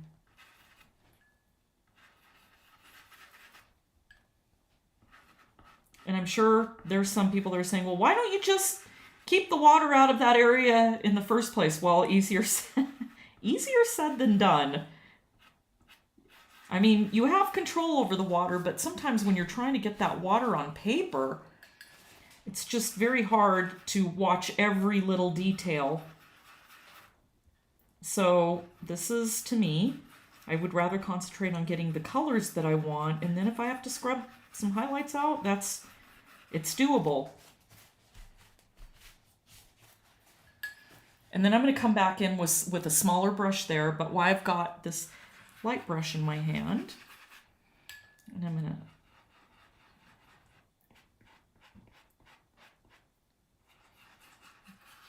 blend that out a little bit better right there.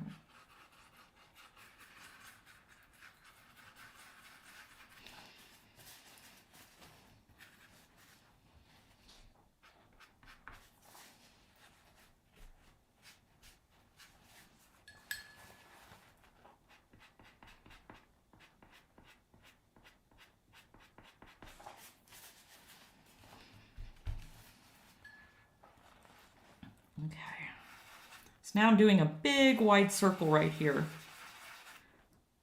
And then I'll circle in smaller and smaller and smaller. And I go back bigger and smaller and smaller and smaller. Better make sure you can see that. Oh, good. There we go.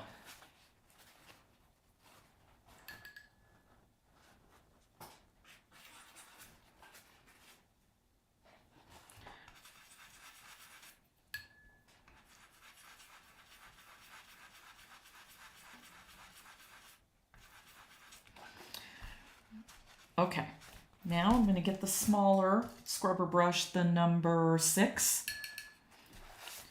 This is when I'm happy. That made such a beautiful blend right there. I love it when things just come together. Using a smaller one right in the center there. I'm blending out just a little bit. And it may be harder to see on the screen, but now it's a nice white right there. I'm going to go back to this little area.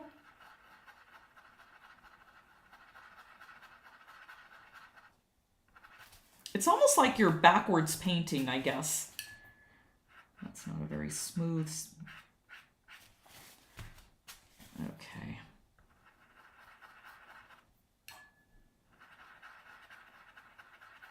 There we go. You can see how it just made that center glow.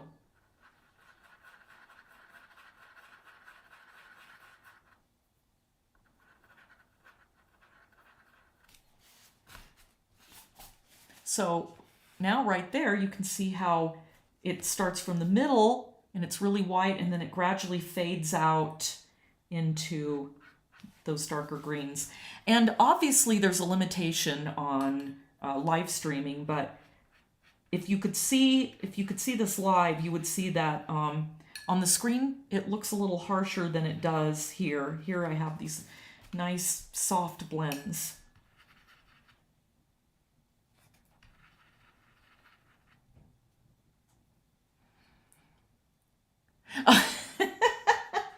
I just looked up and I saw that little conversation with Shannon. Yes, Shannon is answering questions because she's helping me. I should have said that maybe a little bit more.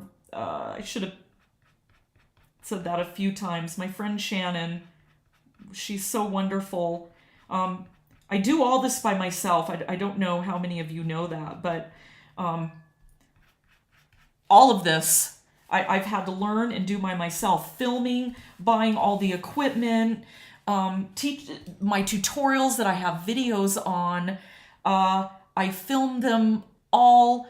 One of my friends, Anita, helped me in the very beginning, but then COVID hit, and I had to learn how to teach on camera, learn what programs I needed to edit with, and that's coming from, I used to be a graphic designer, so it's not like I don't know my way around art and computer art programs, but my goodness, was it a learning curve. And I put a lot into this, a lot of money and a lot of time, and I do it all myself, and I am just honestly so grateful for my friend Anita. In the very beginning, she helped me. She's on vacation right now, so she couldn't help, but Shannon has just been, Shannon, thank you so much for helping me. She helped this morning when I got off track with that weird thing with Facebook, and I just love her. She's just a huge help. It would be nice if I had a production company, but I don't. And so everything that I've done for teaching has been all on my own pretty much. And if any of you have seen some comments, there's times when I can get a little testy with people, especially if if something may be free and it's like they just are getting all upset. And yeah, sometimes I can get a little testy about that. I try not to, but I don't think people know how much work actually has to go into this. In fact, when people were telling me, you should really teach, Debbie, boy, if I only had known then what I know now, my goodness. It's just been a huge learning curve. But there were a couple times when I wanted to give up. But now it's not so hard. There was that little learning curve earlier with that silly Facebook thing. Boy, I want to give them a piece of my mind. I just feel like I need to blend that out right there a little bit. But anyhow, yeah, a lot goes in. I have a huge, huge appreciation now for actors and actresses, and even though we may say, oh, they did such a terrible job, boy, do I have a whole new appreciation for that. Wow. It's just learning what goes into editing alone, it's just crazy. Teresa, let's see. Debbie is very fortunate to have you. We're happy to have you. Happy you were here to help. Oh, that was very nice of you, Teresa. Yeah. Thank you. What a kind soul. What a kind, helpful soul. And we need more of that in the world today. Just kindness. All right, I'm going to call that done. I'm really happy with all these blends. And again, just like I did around there, and I'm going to keep going for a little bit because I want to make sure that we get this background done before we start tomorrow on those darks and the lights. Usually what I would do is just define those edges a little bit. Blend them out so you don't really see that I've added more color.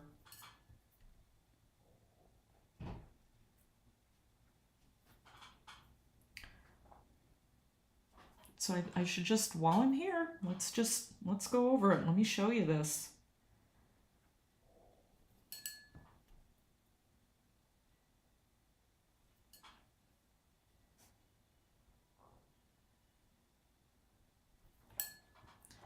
There, now you can really see the definition around those edges. And all I'm doing is just using those background colors I've got.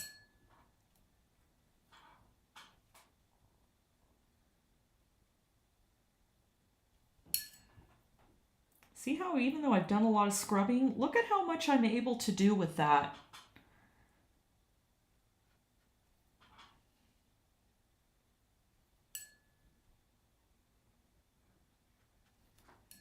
So it's just a back and forth, back and forth.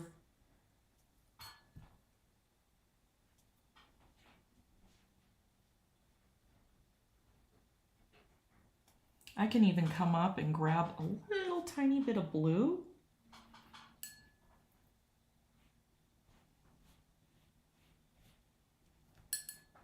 That looks really good too. And let's see, I can see right up in here. Needed some darker green and yellow.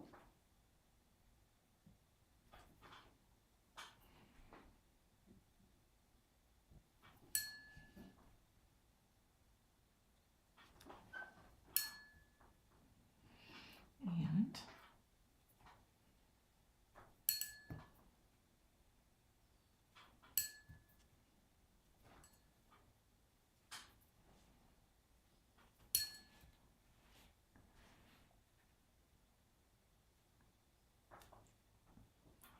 pretty happy with that area. I think that looks really good. I think I'm going to go over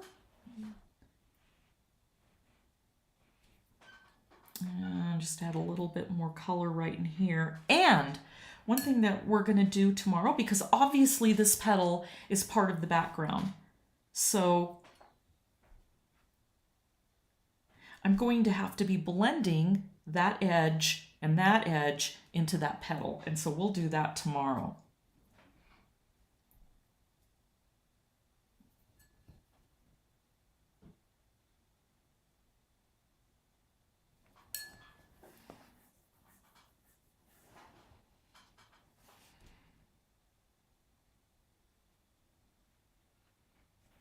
There we go. Okay. I wasn't happy with that little spot right there, but I feel like I've blended it out a little bit better.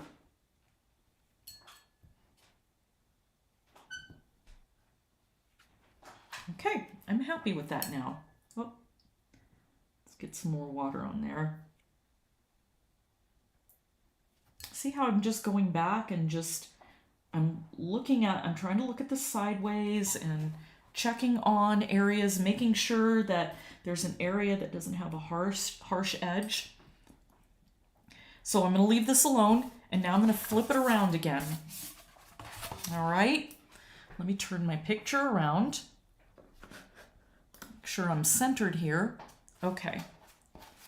Let's see, some water I dropped. Now, remember those little highlights there? So I've gone over that a bunch, right? Well, now I'm going to take a brush again, another scrubber brush again, and just pick up some of that I lost.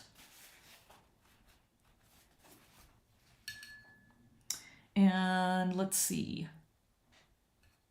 I think we're all good right there. I had a little bit, I think that just needs a little bit darker color right there.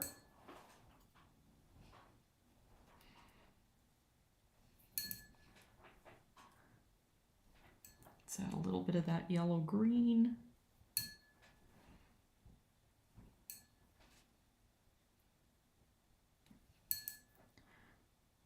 Okay, that's a little bit better. And let's add a little bit more yellow green in this little tiny area right here. A little bit of, I'm going to grab some of that blue. So, okay, I want to talk about the three colors.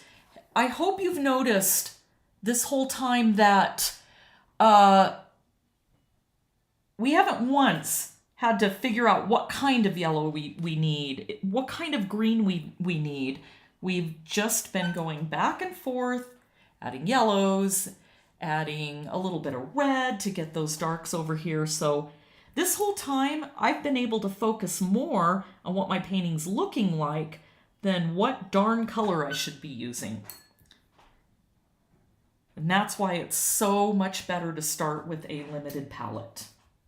Okay, let's get some more yellow green in here. And let's grab some of that blue.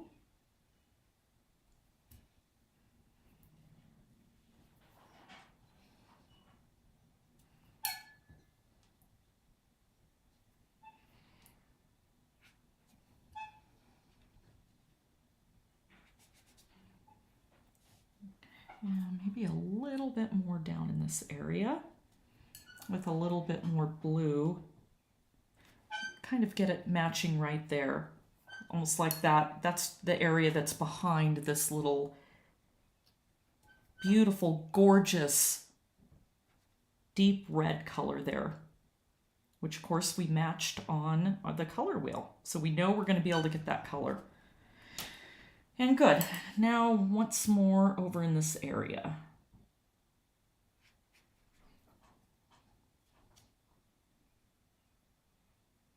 There we go.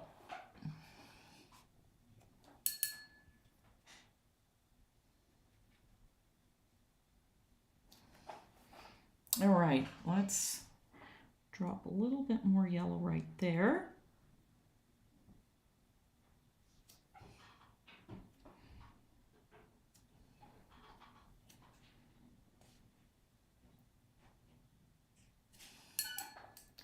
I want to kind of match that on that side, because if you look at the image, you can see there's, you know, a big spot of green behind there. So I want to make sure that they're both about the same value and color.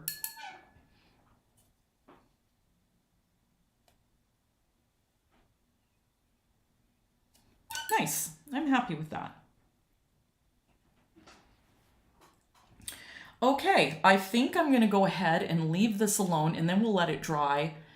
And then, and I'm going to stay on here for a little bit, but again, we're going to go ahead and finish up. So tomorrow, I think it's going to take about, you know, the first part of it, maybe an hour. We're going to do all the rest of that background stuff, and then we're going to finish up that flower right there, that foreground flower.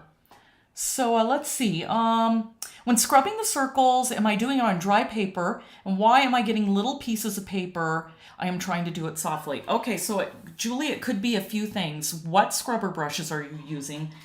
Honestly, these are the only ones that I have found that don't rip up the paper. Now, you should have seen that I was pulling up some little tiny bits of paper, but it's 300-pound paper and it wasn't a lot. And I was very careful to very lightly go in circles. So if you have a scrubber brush that is really harsh and you're pressing really hard, you are gonna tear the paper a little bit. So you don't want to do that. You can see that that didn't happen on mine. You also may be using 140-pound paper. If you're using 140-pound paper, it will really rip the paper. Yes. Thank you, Shannon. You basically said what I was just saying. Okay, Teresa, is she Mountain or Pacific time? Technically, which is really weird, this is Arizona. Arizona does not follow daylight savings time. We are in Mountain Standard Time. Sometimes we match with California, sometimes we don't.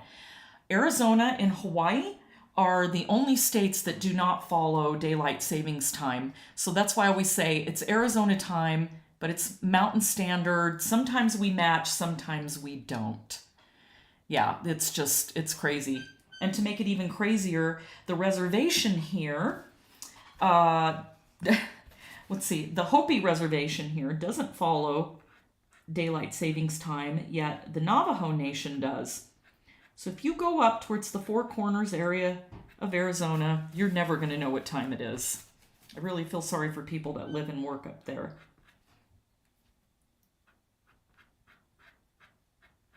I'm scrubbing that area out. That was part of that yellow leaf. So I want to get that darker color out and fix that a little bit. And then I want to go over some more and try to get as much of that green out. Luckily, it is... it's fairly dark, so as long as I can get most of it out, I think it'll be okay. And then I'm going to show you that once I put that color back in, you're never going to know. But I can work on that on my own. I'll clean up even a little bit more till I get that out, and then fix this a little bit. So I completely lost that there, but I will get that. I just have to keep scrubbing it out. And you see how lightly, I'm not, you know, like you would with an eraser. It's just very light strokes. And if you're having trouble, another idea is to let it soak a little bit. Let it soak and then go ahead and scrub it gently. Here's another good example right here. I have that little mistake. So just very lightly.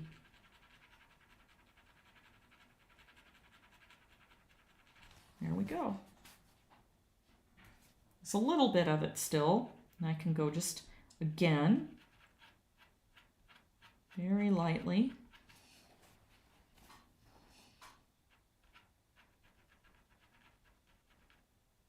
I'm almost barely touching the paper. I'm just almost tickling the paper.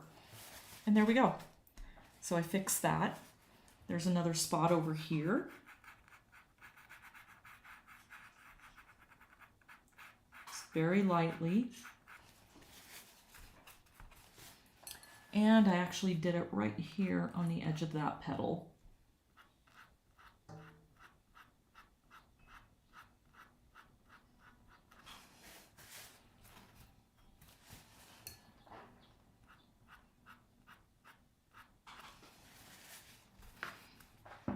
And of course, that area again. But again, that's pretty saturated right there, so I don't think I'm going to have any problems, and I'm not even going to worry about it at this stage.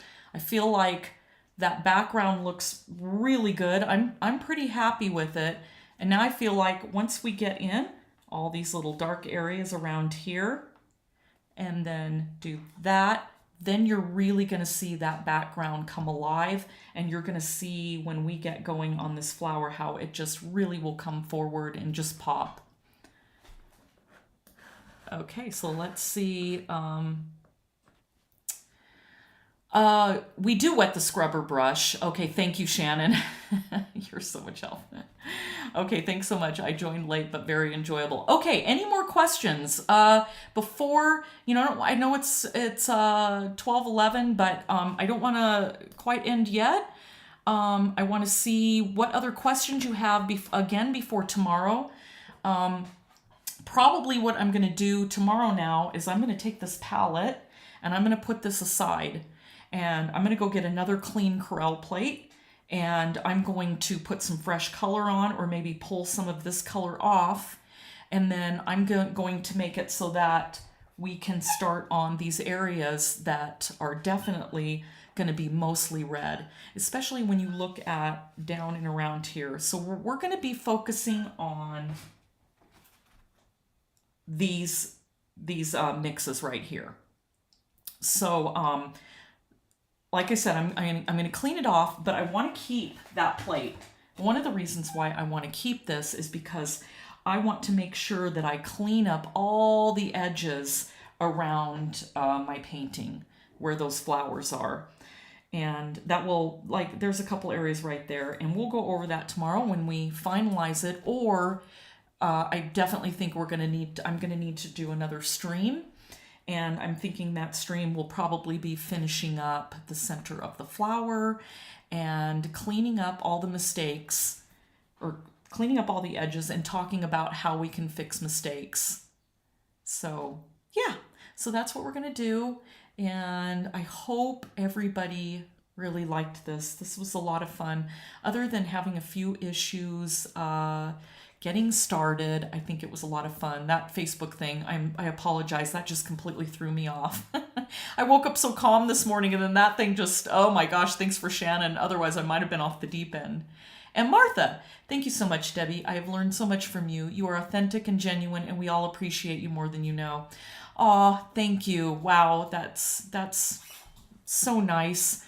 I really appreciate that. That means a lot to me. Okay, I missed the very beginning. If we don't have a projector, what method do you recommend for transferring to our drawing paper? In fact, here, I'm going to go back to the front. Okay, I'm going to move this to the side so I don't mess it up. And I'm going to show you the projector. Let's get a little bit more light in here. So let's see, wait, what was that first one? The projector. Oh, and for transferring. So I have a little tutorial that shows all the different ways that you can transfer. Master's Touch, which is, I believe, Hobby Lobby's brand, they make a transfer paper that you can actually put through your printer. It will print out the image on one side, and then you can just lay it down on your paper, and I would get a very fine mechanical pencil. Let me grab one. Yeah, I mean, we all know what mechanical pencils look like, but what's great about them is those tips are so fine that you don't get a whole lot of transfer stuff on to your paper. Another good idea is, if you use transfer paper, is to use like a red pen, and that way you can see where you've drawn your lines, and then you can keep your lines really, really light, and you won't have a lot of that transfer. The reason why I like that Master's Touch brand is because it doesn't leave this smeary surface on, so it works really good. But let me go get my projector.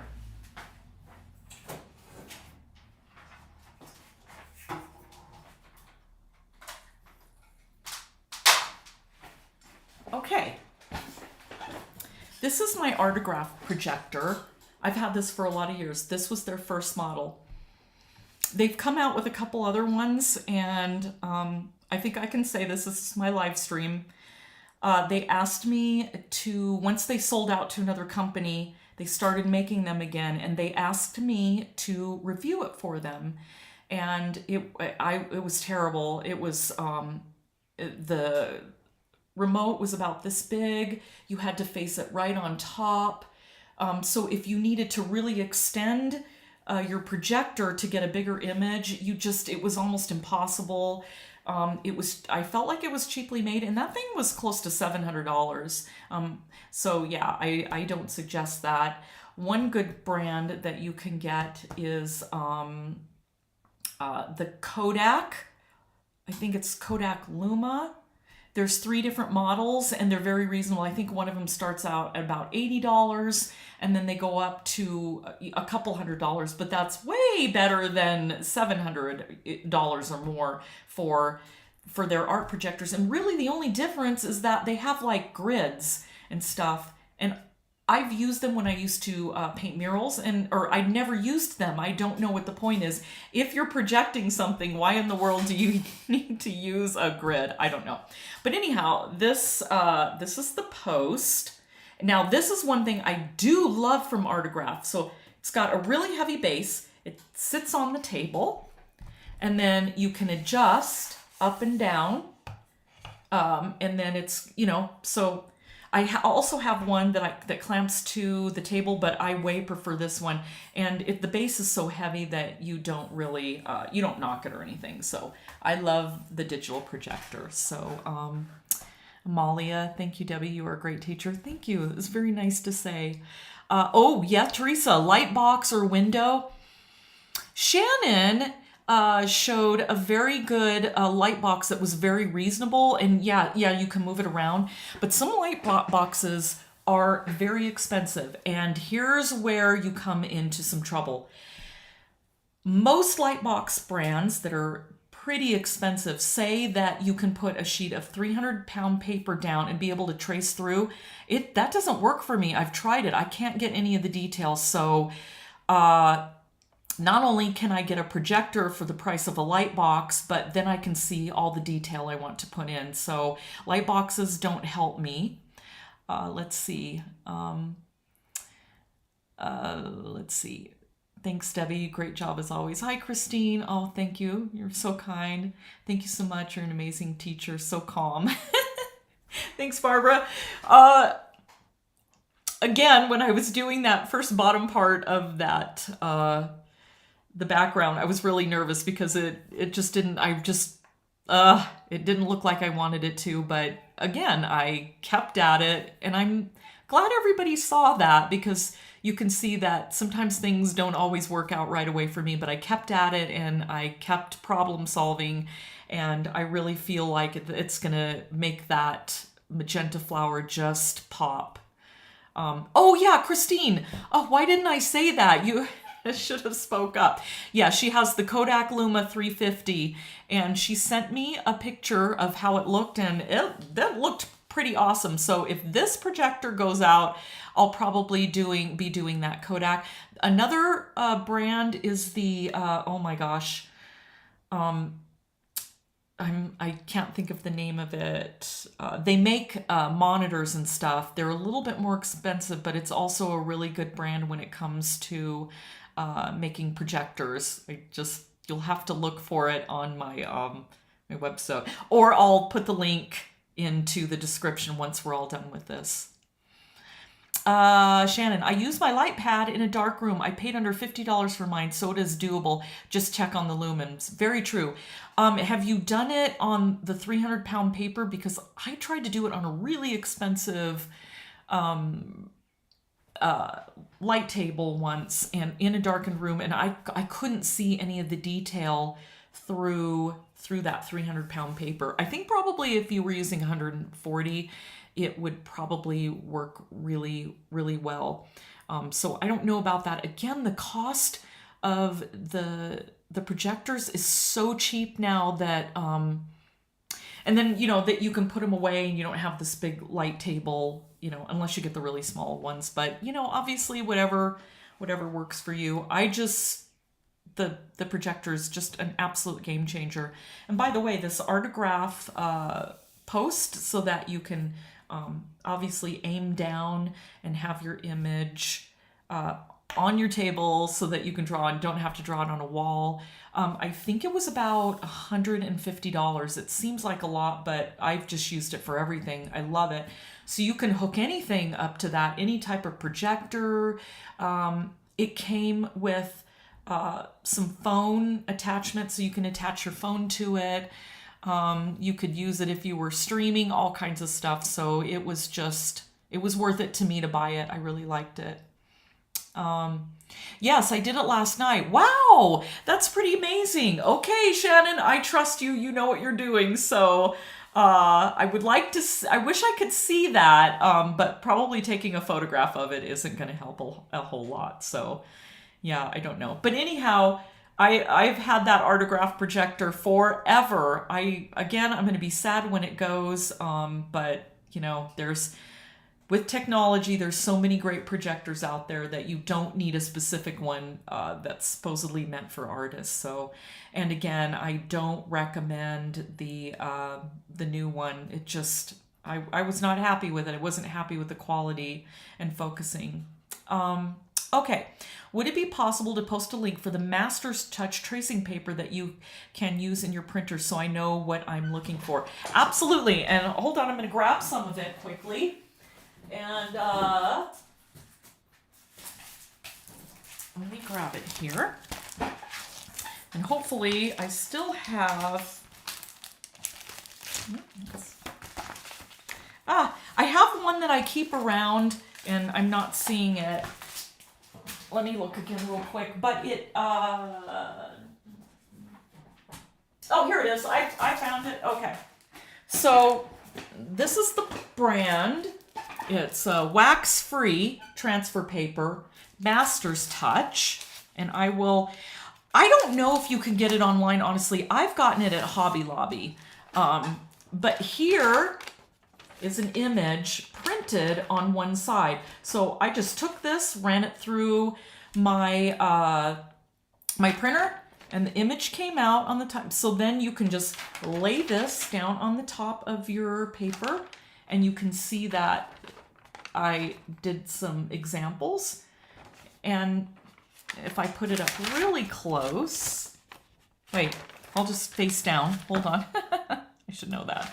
Okay, so let's see if you can see it really clearly here. You can see that I used a pen so that I could really see all the areas that I wanted to cover. So that helped me pick out some details. And this is the second best thing that I have found that I really like, is this non-wax transfer paper. And it's not real, you can see that it's not really dark. So as long as you use a mechanical pencil and you go really lightly, and then roll over it again with a kneaded eraser, it shouldn't put in too dark of lines on there. I'm going to Dick Blick after this. Yeah, I absolutely do not get any sort of money from any companies that I ever suggest, or the paint. I just have always felt like doing that would compromise how I see colors and paper, so I don't receive any money from anybody for anything. I just like Dick Blick because they have everything. Dick Blick, Jerry's Artorama, and Cheap Joe's Art Supplies. Those three companies are just really good companies for getting supplies from. And like I said, I like it because when I called Dick Blick, they made sure to tell me that they did not touch watercolor paper without gloves on. So that was really important. Yes, and be sure to get the wax-free so that you can erase it. And this Master's Touch, again, is wax-free transfer paper. And I suppose you could look for it online, but I think Master's Touch is Hobby Lobby's brand. One of the reasons why I get things there is because we live in a really small town, so there's not a lot of art stores. If I want to go to Michael's, it's clear in Prescott. So, this is the only real transfer paper I've ever found that I really care for, being that it's wax free. So yes, it can be erased. So thank you, Shannon. But yeah, that's a really good paper. And again, I love it that you can print it. How awesome is that? So now you don't have to have the image that you're doing on top of it. The only thing is that it's small, but for practice, this really would work fine if you just, especially for something like I've just did. If you didn't want to do it 9 by 12, and maybe you did it on an 8.5 by 11, this you can just stick it right in, and there you go. So what I will do when we are done with the stream is I will I'll go back through this and make sure I post all the links to everything, the scrubber brushes, and the only person I know that carries that is Dick Blick. That's their brand, and it's the only one I've ever found that I just don't have any problems with. So, yeah, not finding it on that. No Hobby Lobby near me. Oh gosh. So God, I wonder how else you could get it. Wow, you must be in a country where that you can't find it. Maybe look for, and I'll kind of do some research on this too. Maybe see if there is some sort of wax-free transfer paper. I know there's one that comes on a roll, but I can't remember if that's wax-free or not. So I will, I'll check on that. And if anybody else has any ideas about that, maybe post the link on here. So yeah, I'll make sure I get all those links up there, but they're also on some of my my sheets, and I'm pretty sure it's on one of them that is on my website, where I had all the downloads for this particular flower. So you should definitely be able to see it on there. But I'm gonna post it on the description for this once we're done. So yeah.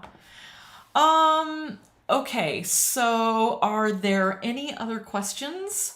Or hopefully everybody's ready. And I think tomorrow's going to be, I'm sure there is one within 50 miles. Well, it would be a good excuse for a trip, right? So, yeah, they're usually everywhere. So, I hope everybody had a good time, and I hope you all learned something. And again, I'm so sorry about how we started out with that craziness with Facebook, but I'm going to go back on to that and just let people know, please go back and see the links for this, and I'll make sure that this link, and I'll probably post it at about 8:30, and then I'll come on early so that we can chat. And if anybody has any questions about getting started, anybody new. And yeah, we'll just go from there. So it's gonna be fun. I feel like this is fun, and I hope you're all learning something. So I think I'm gonna go ahead and, oh yeah, there we go. Hold on, I'm off on another world. I just saw Carol say, Sarl, wax-free tracing paper is an alternative. There you go. Whether or not you can put it through a printer or not, but maybe that doesn't matter. If you have your image printed out really big, if you don't have a digital projector, you can just you can just move the tracing paper around as you're getting your image out. So yeah, so I remember that brand now. Yeah, so let's see. Thank you, Debbie. This was chock full of information. It was so enjoyable. Oh, well, thank you. And I'm excited. Oh, now comes the fun part. Now we get to start painting that flower. So I am really excited to get that started. And okay, so I'm going to go ahead and sign off. And I think what I'm going to do is I'm going to take a little bit of a break, but then I can go ahead and jump on my Facebook Watercolors That Glow group, and we can talk some more there. Yeah, so all is well, and I can't wait to see everybody tomorrow. So I'm going to sign off. All right, see everybody. Bye-bye.